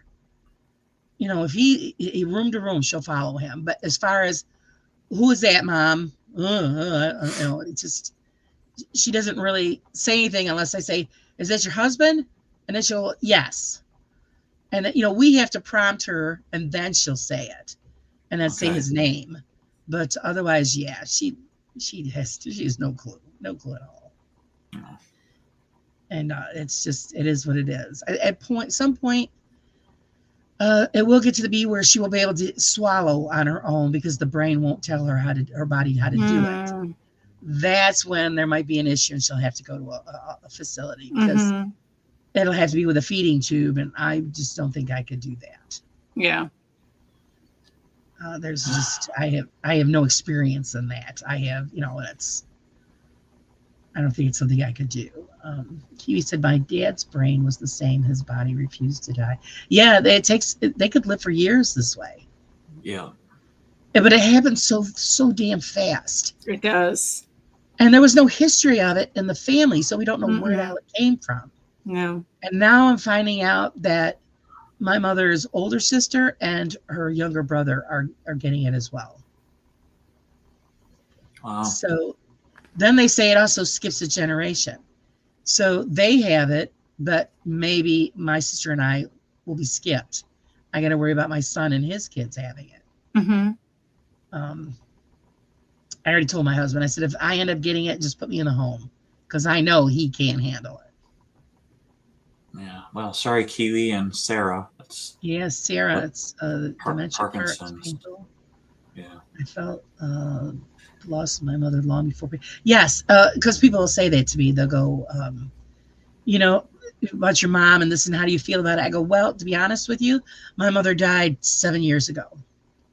Now I'm taking care of a child. She's like a 2-year-old child. Yeah. I worked in a nursing home.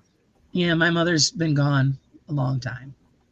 And it is hard because how many times you'd like to be able to speak with your parents, and you can't because there's just no understanding. I should probably tell that nursing home story. Since this is like Susan's show and where this is sort of like I could tell I know it's an open mic, but I could tell like a paranormal story actually. Okay. Let's see what Sky said. Did anyone see Casper Side's video today? I'm not a fan, but he lost his mom yesterday. Oh, that's a shame. No, I did not see that. Yeah, that sucks, man. I don't know who that is, but yeah, I'm sorry to hear that. Wow. Yeah, it's hard. Okay, now that I gave everybody the, Debbie Downer stuff. That's all right, Laura. No, that's why everybody wonders why I'm so busy. I'm busy with mom and dad during the day. Then I have to book people for shows. Then I have to do stuff for the magazine. So I'm really tired.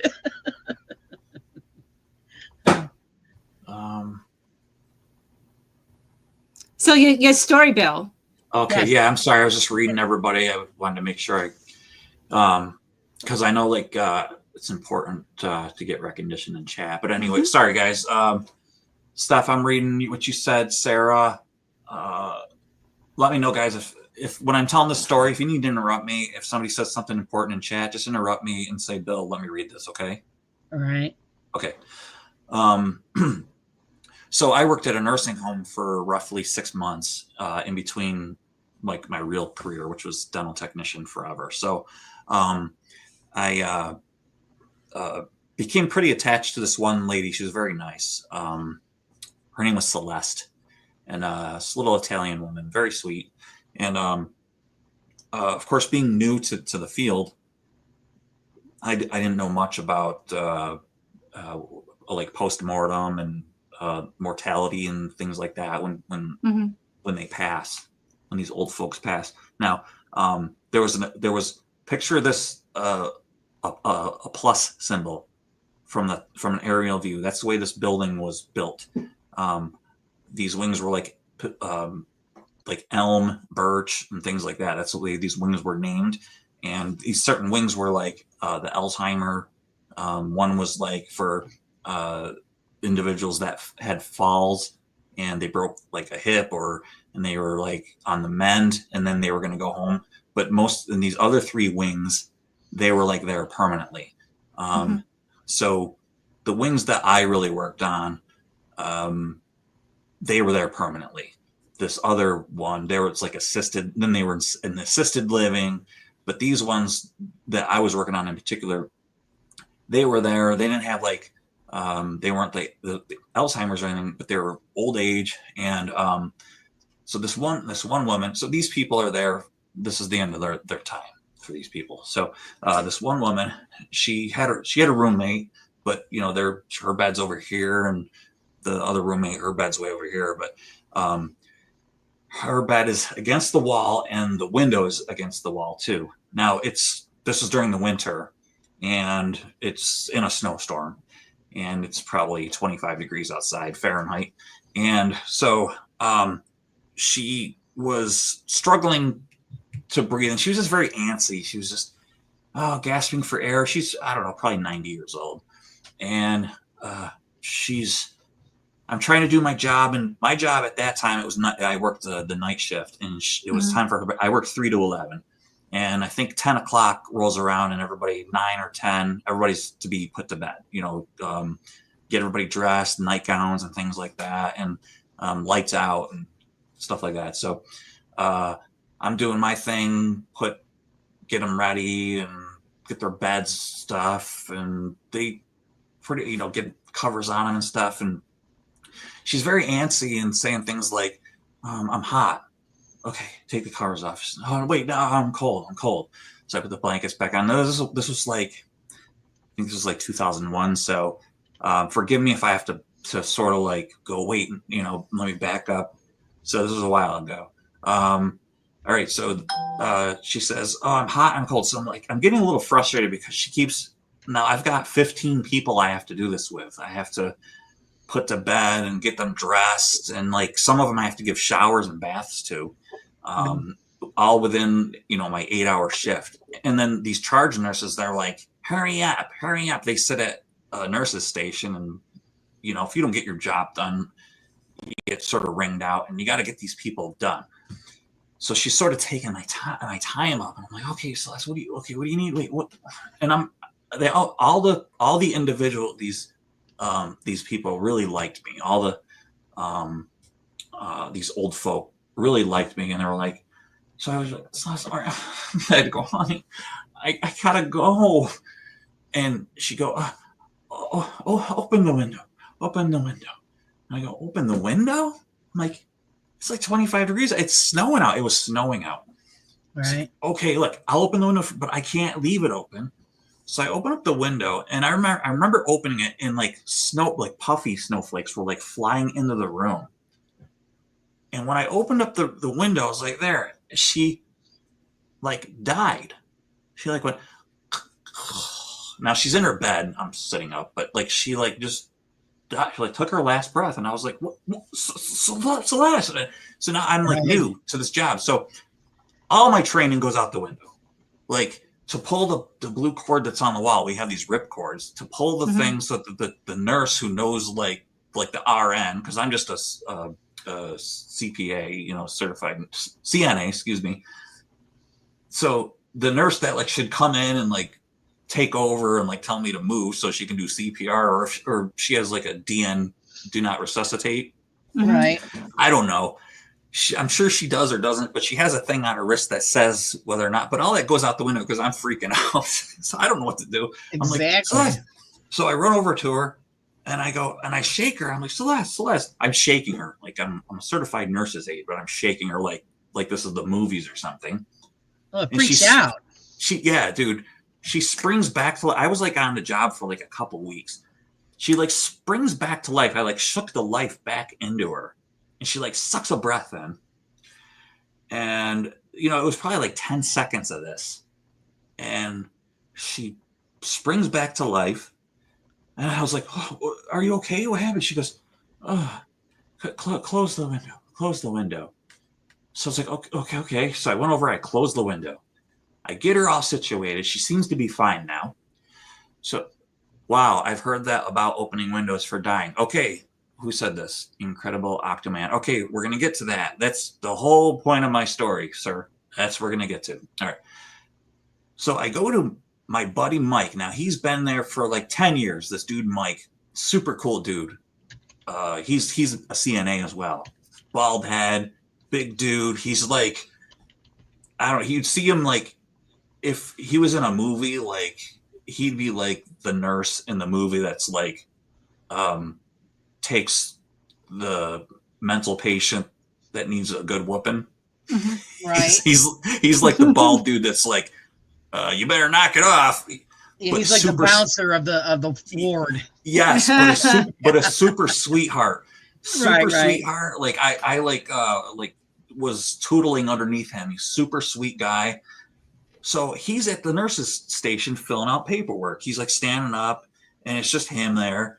And he's like filling out his paperwork, and you have to like write down like BP, blood pressures on people and stuff. And he's filling out, and I'm like traumatized by. I finished up my other people, right? So now I'm like in my head, I'm like thinking, what just happened here? I go to do my other rounds that I got to do, and then I see Mike down at the charge station. So I'm like walking down. Now this is in the center of that giant plus. In the center is the nucleus of this whole operation. So I'm like, oh, there's Mike. I gotta like tell him what happened. I go down there like this, and he looks over and he's like, what's the matter with you?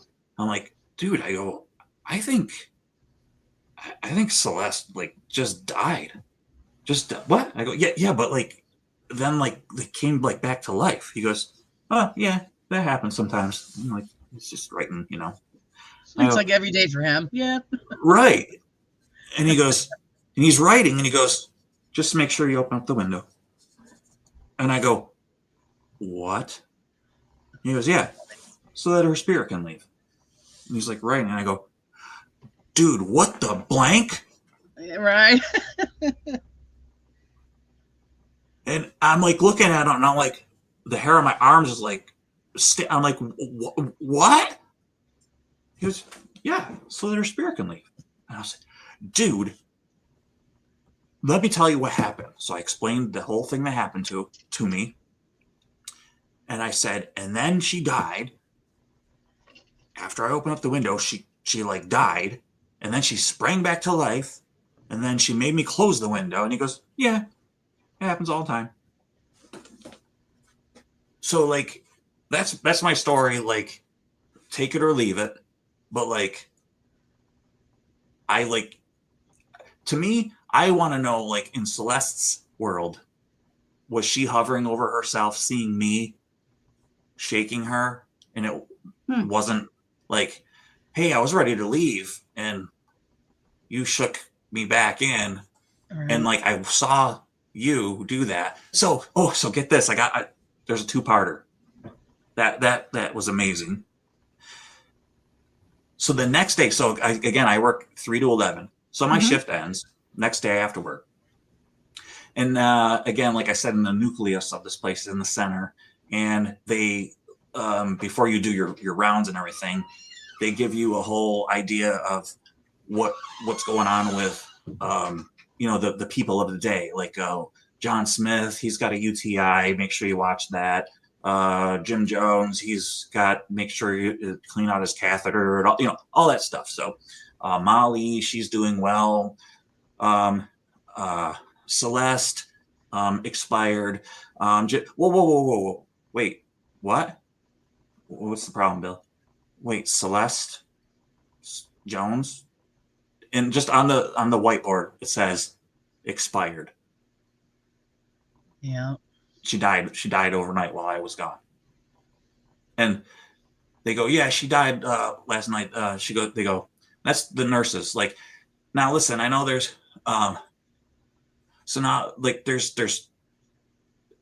thank God there's people like that are detached. Now I'm sure that I would have gotten that way, and it wouldn't have bothered me, but I had just witnessed what happened and everything. But now she died right that night while I was home. And so now I knew that wasn't a fluke what happened to me. She was ready. So now I go, the nurse goes, Bill, we know that you were kind of, close with her. Do you want to go do her post-mortem? Which means, clean her and stuff. And I'm like, right.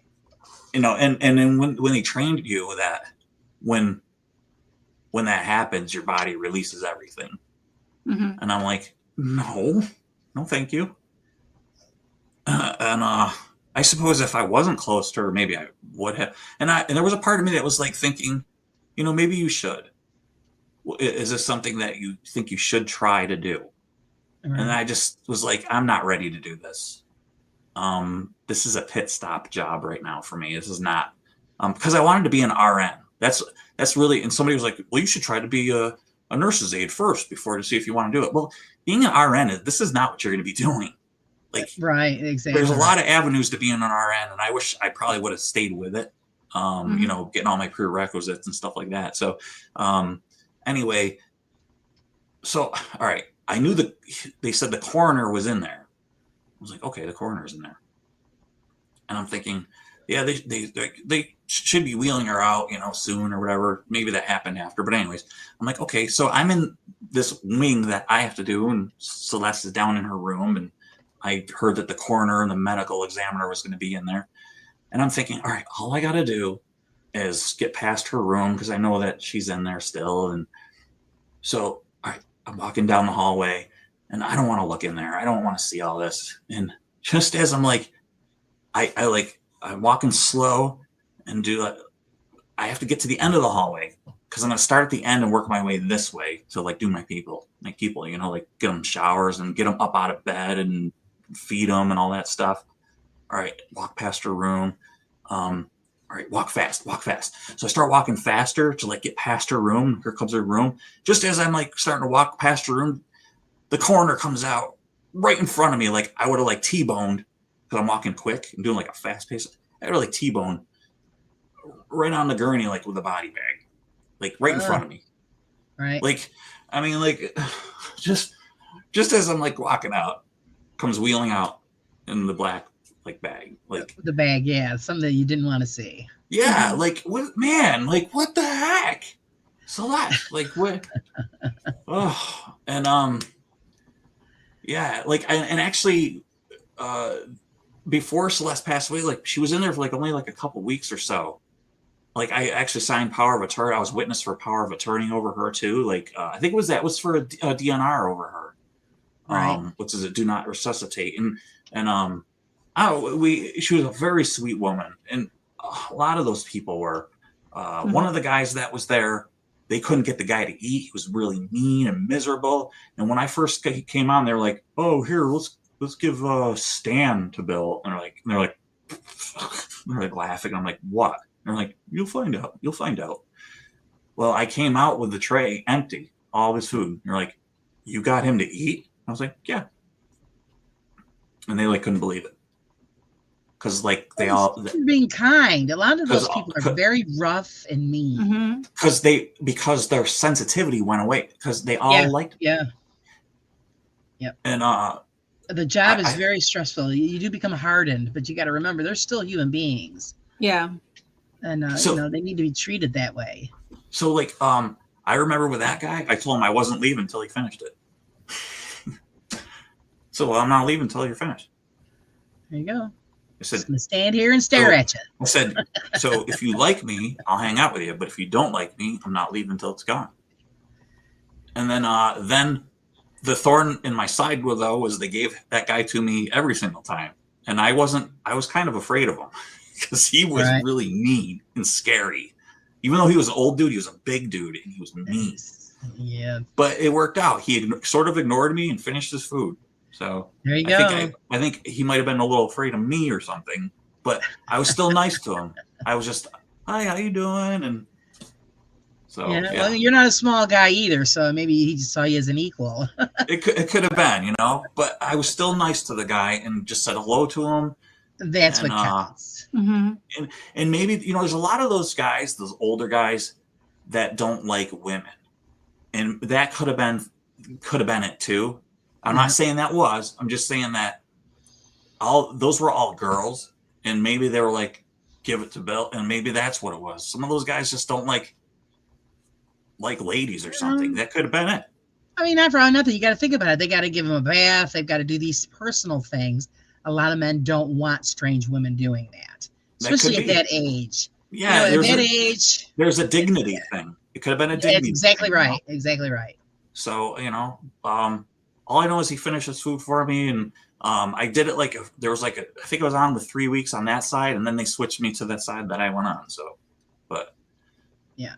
But yeah, that's pretty cool. You're right. Maybe she did see herself, hovering above, and she's seen that you were freaking out, and she figured, I better go back and calm him down. Somebody said that. What? That's funny, Laura. I think when I said this on your show, I've gone on this on your show, and somebody said they saw me freaking out. She saw me freaking out and didn't want to alarm me. Right. And yeah, that's a good point. Come back to quiet you down. Yeah. Yes, didn't want to panic me or whatever it was. Yeah. Yeah. It's probably thinking, that poor dear. Let me go back. I think yes. I forgot who said that. Make him feel better. Mm-hmm. Yeah. So yeah, and Steph said that she's seen too many of those Blackberry. So Steph must be in the medical field. I don't know. I never asked her, but yeah, that's you do. You put up a wall. My sister-in-law was a registered nurse. She started her nursing career out in the cancer ward of their local hospital, and she would come home crying every day. Yeah. And she couldn't take that. So then when she switched over to a nursing home, she was still having those issues because you become attached to those people like they're your grandparents. Mm-hmm. So she realized that she had to put up a wall and become hard. She still treated them with tenderness, but there's a point where you just got to cut it off because they're not going home. Yeah. You have to accept that. This is going to sound odd, but there's a part of me that, when my mom passed, she passed away at, my family home that I grew up.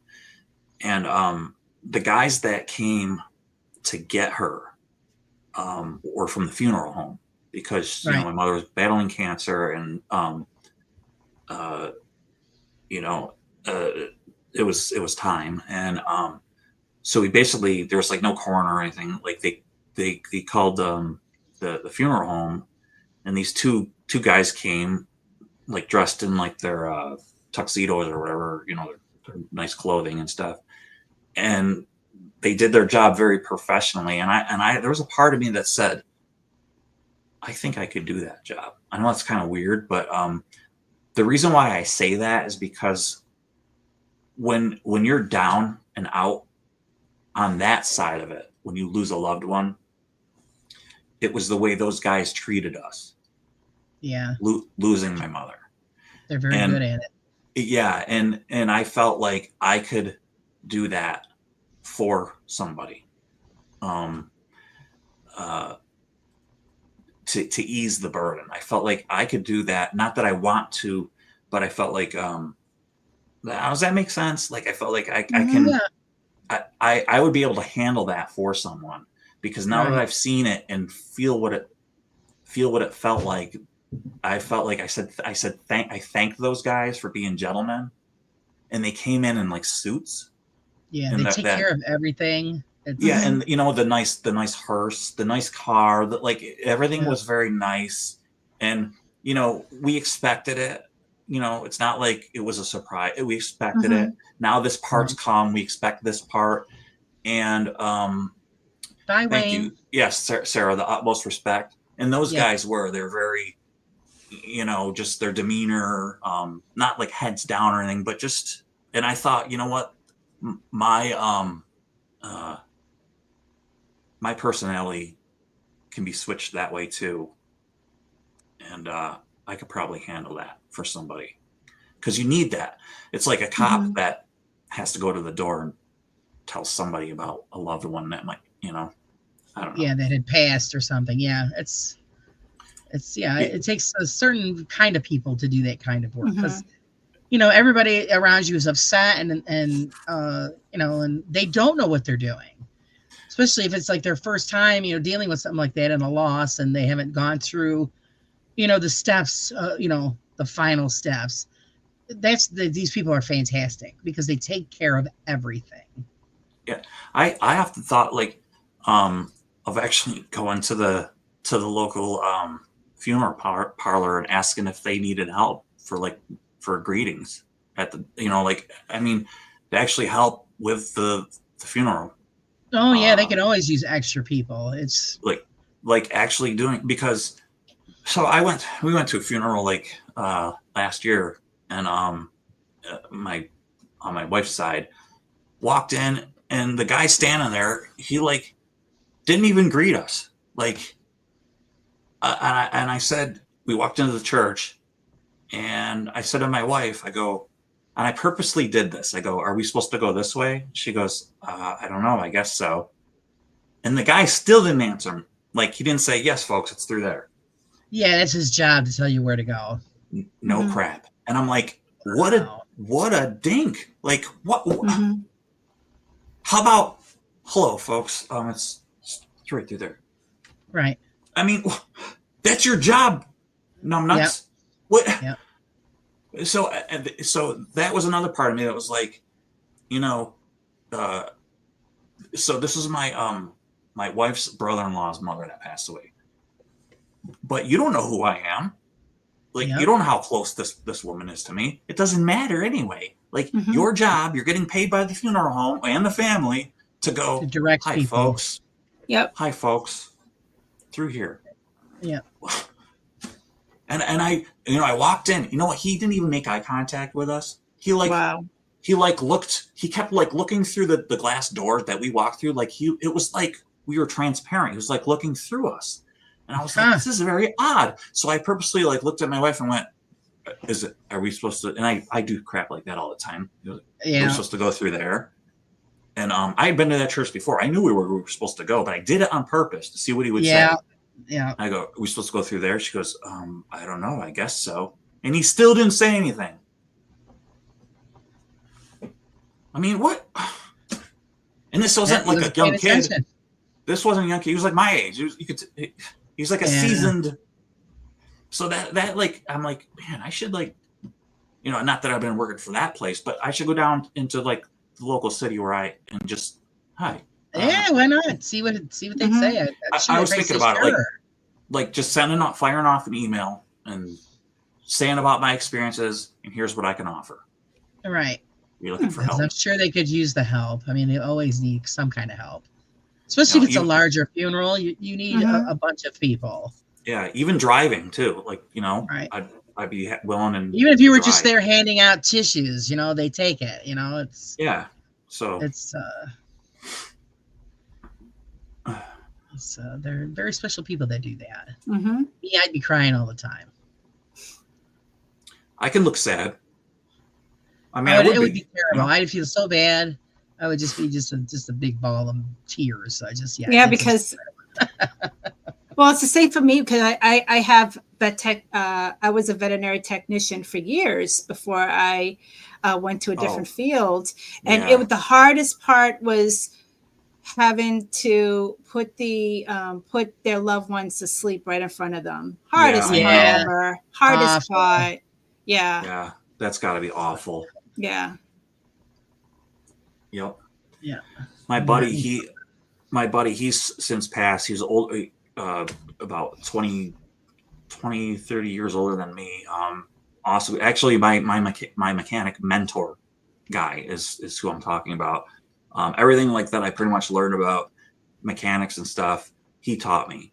But he always had Great Danes, and he actually had one put down, and we live out in the country. So anytime he'd really have anything done, he'd have his vet come to him on his property. So when it was time for his dog Thor to be put down, he had his buddy with his backhoe dig a hole, and then the vet came out and inject him right there on his property, and then they did the grave right there at his house, and because he's so big.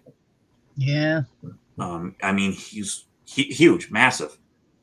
So he did it right there. He actually had the vet come over to his house and inject him right there at his house instead of going somewhere. Hey, Ryan. Hey, Julie. Julie was here. I didn't see her. Oh my goodness. I'm so sorry, Julie. Yeah. I'd see a friend of mine. So a friend of mine, she texted me the other day. She goes, "Hey, what happened to your podcast?" And I said, I'm taking a break for a little bit. She goes, oh, I haven't seen them. I'm like, I didn't even know you've been watching. And A lot of people lurk. That's okay. Yeah. And she goes, I said, I won't know you're there unless you say hi in the chat. She goes, oh, that makes sense.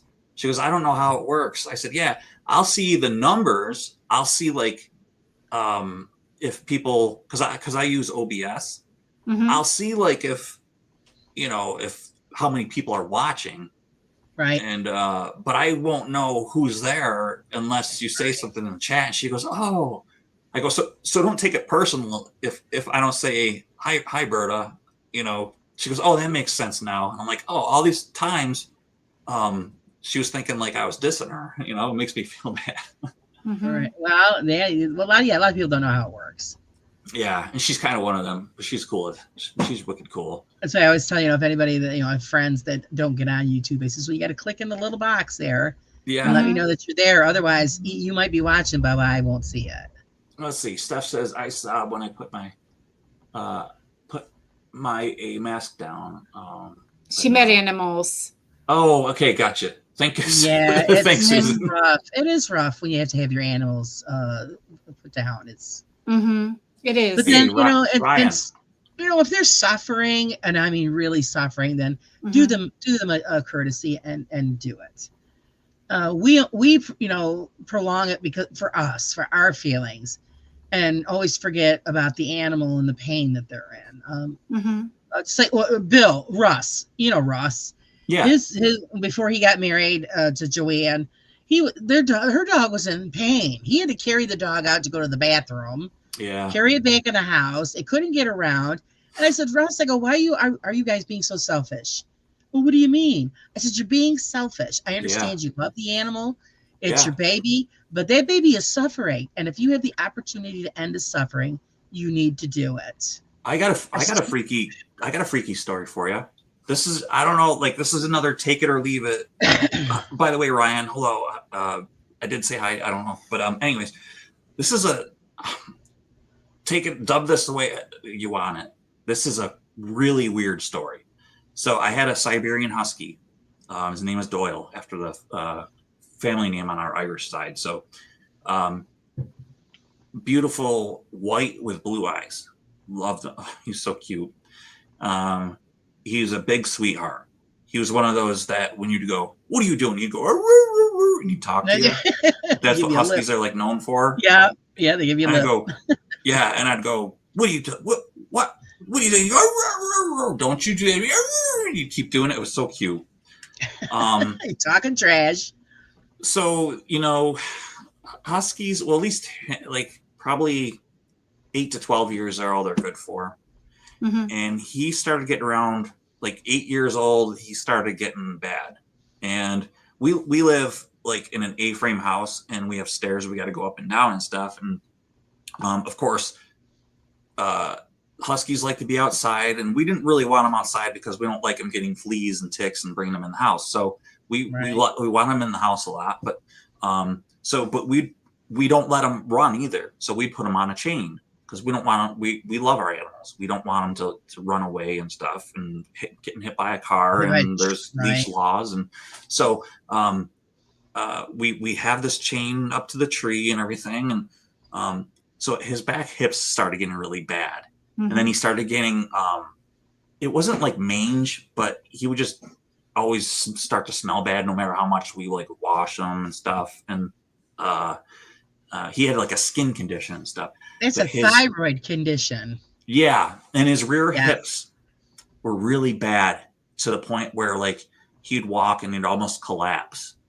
And he started going to the bathroom in the house, not being able to hold it. So I had picked him up and I had taken him down the stairs because he couldn't go down the stairs on his own. And I hooked him up to the chain outside. And I came upstairs and I said to my wife, I go, I don't know, honey, he's getting pretty bad. I think we're going to have to do something. And she goes, yeah. I said, yeah. So I waited, like, this was during winter. No, it was fall. It was fall or something like that. I remember. I could, because I'm going to visually tell you why I'm saying that, because I can visually see something. Right. Because I remember seeing short grass and leaves and stuff. Like, dead leaves. And she's like, so I waited like a couple hours, usually like let him stay out there for a couple hours. I go out and I'm thinking, okay, now it's time to bring him back in. I go out and he's gone. His chain was rolled up, like spiraled up, like somebody took him. Like, well, we live on the country and we have like a long driveway and stuff. Nobody took him. Right. It was like he took his chain off of he had like a harness, not like a neck one. It was like it went around him because, again, we loved our animals, so we didn't want to choke him. It was like he unclipped it from the back of him and like coiled it up and put the little thing and like left. He was he was completely gone. Wow. Just gone. The thing wasn't broken. The lead and the latch was still on. The chain, like if it would have broke, it would have been gone and off of him. Plus he was so weak. It was freaking coiled up. Like somebody did it. Like they were like storing the chain. Mm-hmm. And he was gone. And we never saw him again. Oh my God. Wow. I went out looking for him. I got in the car. I drove down the roads all over the place, looking in fields. Just disappeared. And for like months and months after that, I would always look in fields and stuff, expecting to see my dog running or at least find him. You know, if he passed, you'd find something. But so now animals know when they like are gonna die, mm-hmm. and they go off and they die. Yeah, mm-hmm. They say that the Indians did that. They go off and they go and die. Like now that's one thing that he knew, that he was gonna go off and die and lay down and die. But the odd part is, what the heck? How did that happen? Like, how? Yeah, that's strange. Now, if we're gonna like debunk this, well, I could have not clipped it all the way. Honest. First of all, I know I did. Been doing it for 10 years with this animal.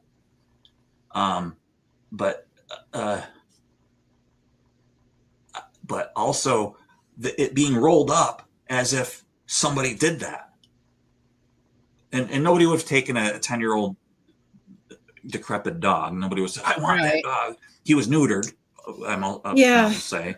Like, it's not like I'm sure nobody would have gotten next to him either. I mean, especially if he didn't know who they were. Oh, absolutely, yeah. He was very intimidating looking. They wouldn't have like approached him. Yeah, and I've never had closure about what happened to my dog. It was almost like he was like, "Oh, really? You're gonna take me somewhere?" He took care of himself. Yep. Took care of himself. Yeah, that's an interesting story. It's. Oh. So, I told my wife, I said, it's so odd that, this was like weeks later. I said, it's Dooley, that was my other dog. Doyle like did us a favor, and I if I could thank him, like he did us a favor because of like us not having to go through that. But it sucks that I don't know. But holy crap, that's crazy that I don't know what happened. But he was like, "I'm gonna do you guys a solid." Yeah, it's just gonna go off on my own. Yeah.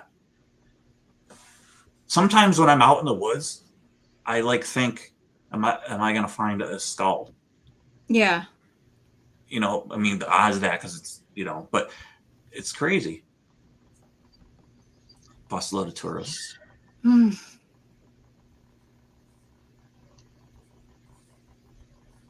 No, Sky, you're not listening to me. You're just you're having in her head. There's just something going on.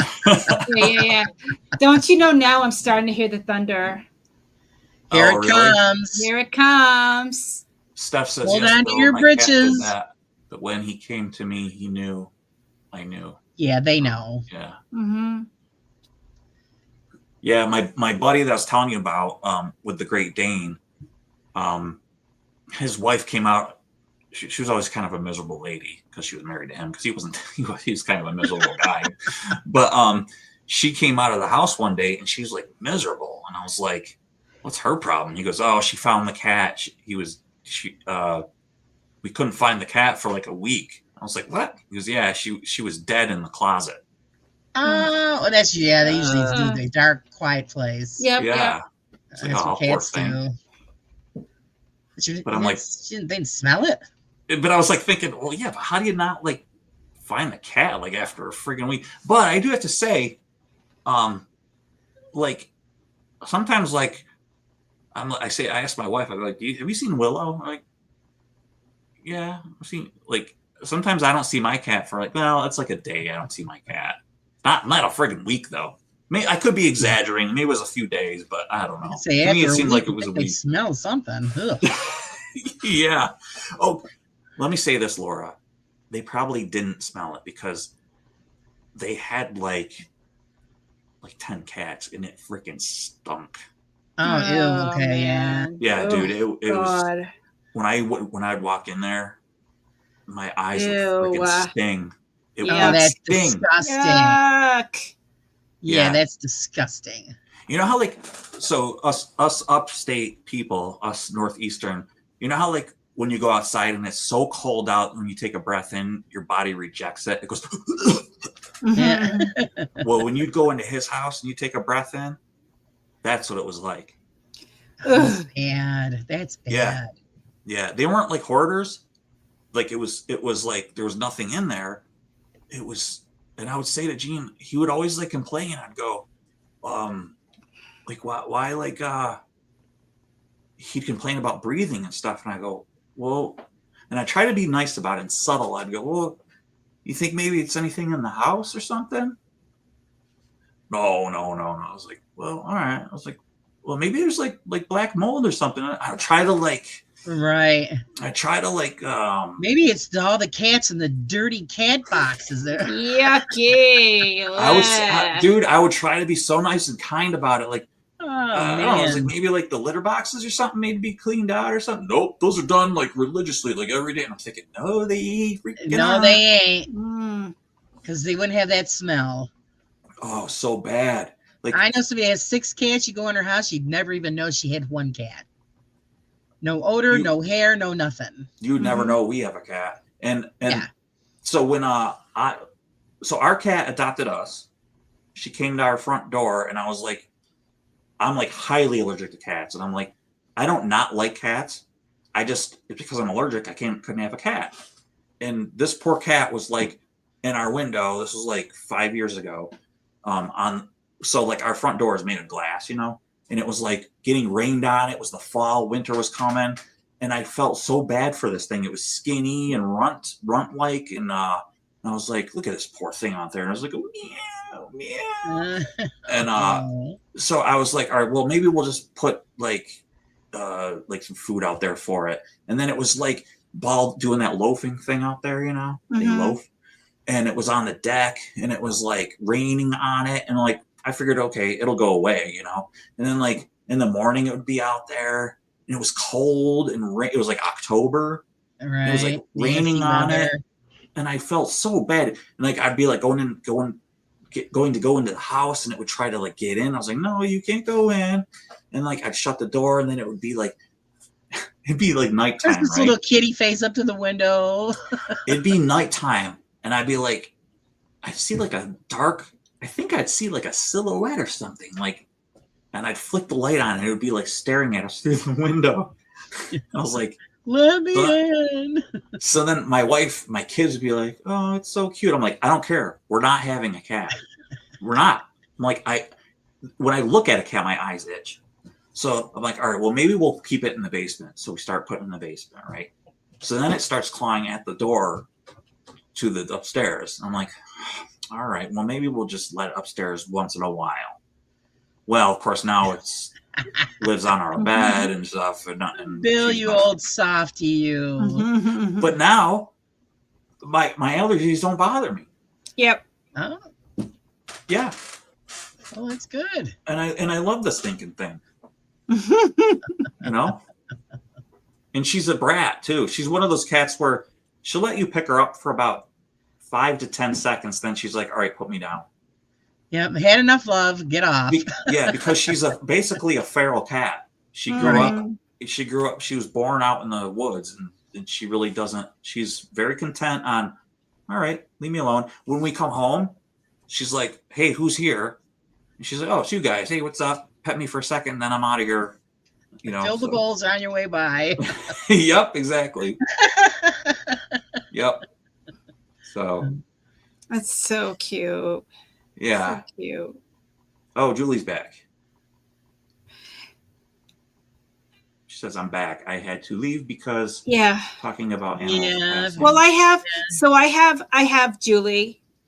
Please just forgive me for a minute, but I have an unusual story as well. It starts out sad, but it ends up happy. So I had my cat Kitty that I had for about 9 years. She was a Bengal, and you know, she had her own attitude. You know, you could only pet me on my terms because she was a Bengal. She was very vocal. So I took her to the vet to get her distemper shot. And right afterwards, I noticed that she was limping on one of her legs. And I said, okay, maybe she's having a reaction to the vaccine. So I take it to the vet, and her leg was a little bit swollen. And she said they took an x-ray and everything seemed fine. She goes, well, maybe she's just having a slight reaction.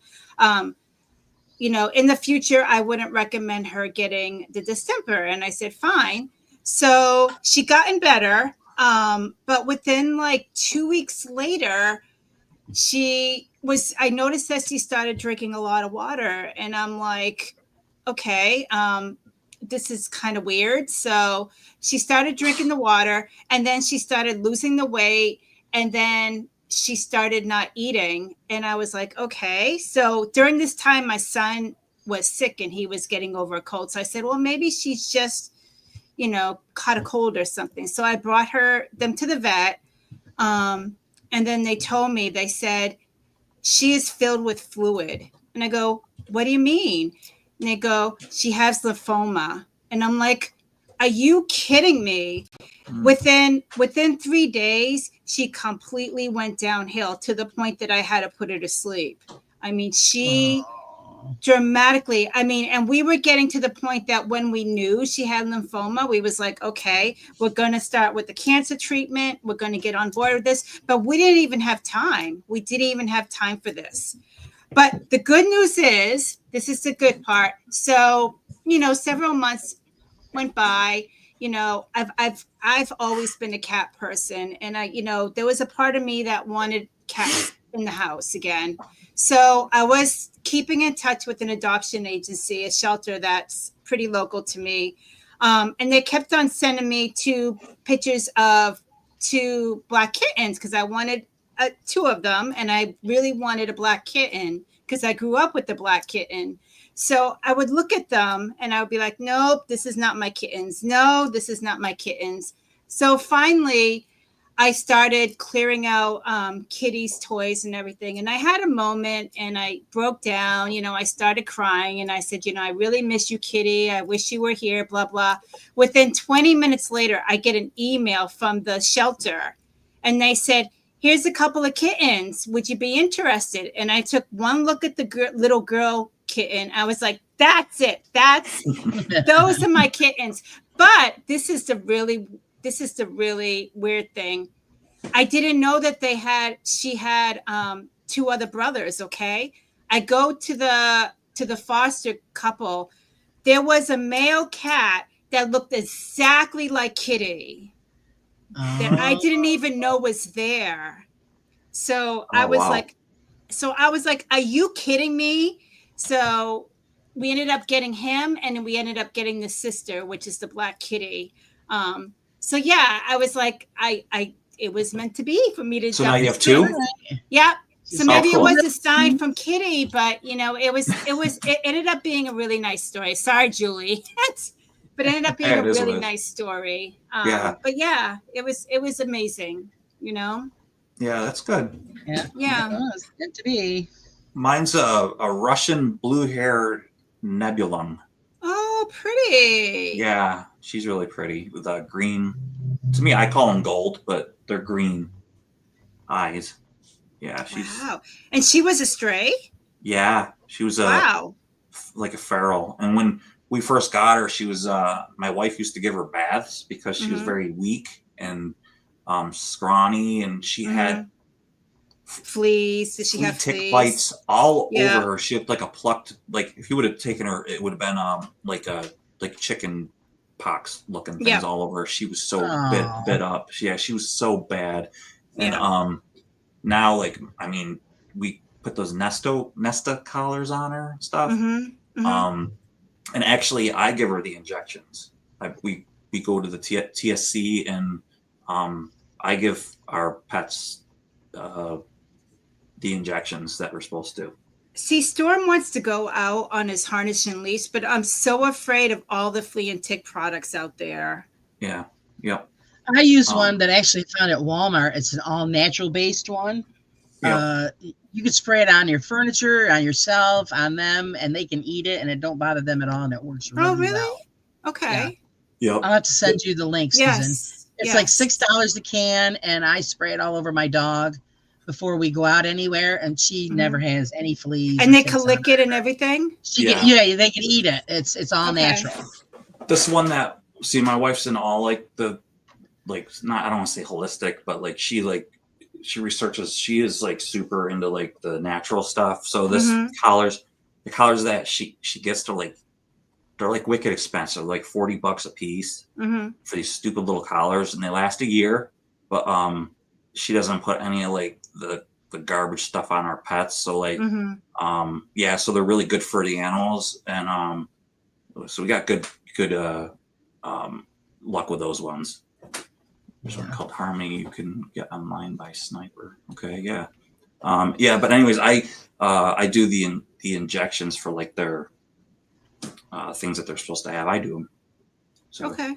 Yeah. Oh, that's good to know. Yeah, I'm just hearing horror stories about, especially, I'm afraid that if you put, the one that you put in the shoulder blades, I'm always afraid that they'll lick each, because they always lick each other. Because I said something about that.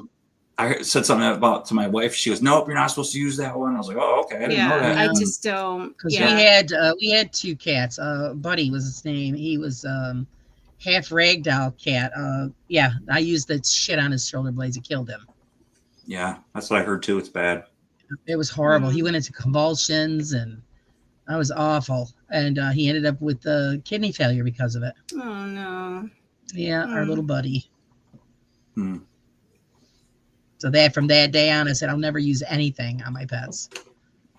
Yeah. I mean, it's the only thing is ticks are really bad around here in the summer. So I want to protect them against something, but I'm really hesitant as well, Yeah, I'll send you that link. It's like I said, you could spray it on yourself. And they tell you, like, if the dog, you don't spray it in their faces. Yeah. If you so like with the dog, if we've got like a handkerchief or something tied around her neck, you spray that, and it protects the neck and face area. So I could spray it on like their harness. Yeah, and not actually on spray them. You can spray it all over their body, because I spray it all over the dog, and then I also spray it all over in the house. During that time of year, so just in case something does get in, it's going to get them. It's great stuff. I haven't had a problem with it ever. If you're hungry, you could spray it on a cracker. Probably. I wouldn't doubt it. And then there's also all kinds of natural ways to take care of that as well. Yeah. I'd have to get over to my aunt. She's the one that does all that natural stuff. She's the one they're the ones that breed the dogs. And everything is all natural and holistic. And I'm just concerned because they constantly get in like wrestling matches and licking each other too. So like with the dogs, we always rub them down with the coconut oil. It's good for their skin. It's good for their fur. And it also helps repel ticks and fleas. Mm-hmm. Oh. Yeah. I don't know about you guys. You're giving them a massage with coconut oil. They love it. Mm-hmm. Right now, like it's black fly season. Man, they're just all over right now. Yeah. Oh, they're wicked. They're bad. Yeah. Hate black flies. Sucks. Can't even be outside right now. Just no, they tear you up. The dinner bell is wrong. Oh man. Yeah. Ay. Ooh, we've been on a 2 hours and a half, guys. Yeah, actually, we're gonna have to pretty much call it. My husband's starving and he's banging at the door. So, Bill, when are you going to be back up and running?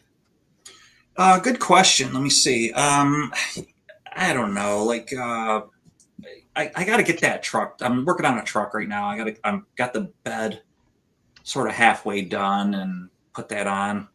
I I don't know. Let's say a month. I want to shoot for like a month, and then I'm gonna do like maybe 7:30 again on Saturdays. I think that's everybody's kind of used to maybe me doing Saturday nights at 7:30, and hopefully get my co-host back with me. He's a certified mechanic. Dennis, yeah. Yeah, Dennis. So, but if he doesn't, I'll still do it. But I think Yep. I think he'll, when he can, he'll be back on board. Yep.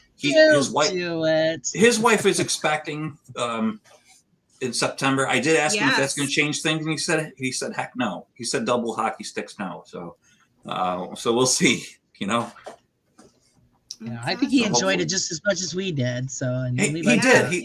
Yeah. You guys he have great enjoyed- he enjoyed banter, it. so it's great. I thought so Mhm. too, and I think it made it better too. So, and I have to on OBS. It's just sheer laziness, to be honest with you, to get where I could share and get a screen share with a guest on. So Mhm. get you on, Laura, and even you on, So Susan. well, and we can stuff. ask the important questions, with car maintenance. Yeah, exactly. And just Yep. have an open mic and stuff Yep. like this, and do the no drama thing. And like I said, even though my show is sort of car orientated, Mhm. I don't mind doing things like this too, like where we just Yeah. talk about anything. I don't care what it is. It Yeah. could be talking about computers and tech. I'm very versatile. I have many interests, so it doesn't really matter as long as we're on talking and keeping things going and keeping Respectful and the friendship going too. Yeah. Exactly. And Laura, are you going to be on Sunday with Carla? Not this Sunday because she has her son, so it'll Okay. be next Sunday. Wednesday it'll probably be an open mic, unless I can, bring somebody in. Yeah, and then of course, Saturday we won't do Saturday. You and I, it'll be next Saturday. It'll be next Saturday. Yeah. So, Next Saturday is going to be Pam and her brother for the book that they just put out there, published. Okay, On your- sounds on- fun. On this show. Yeah, Yeah. on For you? Susan. Okay, gotcha. Yep. So next time I'll be on will be Wednesday. Yeah. All right. Well, if no one, the audience doesn't have any questions or anything, we'll wrap up this show. All I'm right. glad everybody could hang out with Yeah, us. yeah. For 2.5 hours. We love it, love it, love it. Yeah, thank you thanks, everybody everybody. for joining, and we'll see you again, and stay safe and stay spooky, and we'll see you later. Bye-bye. Bye, everyone.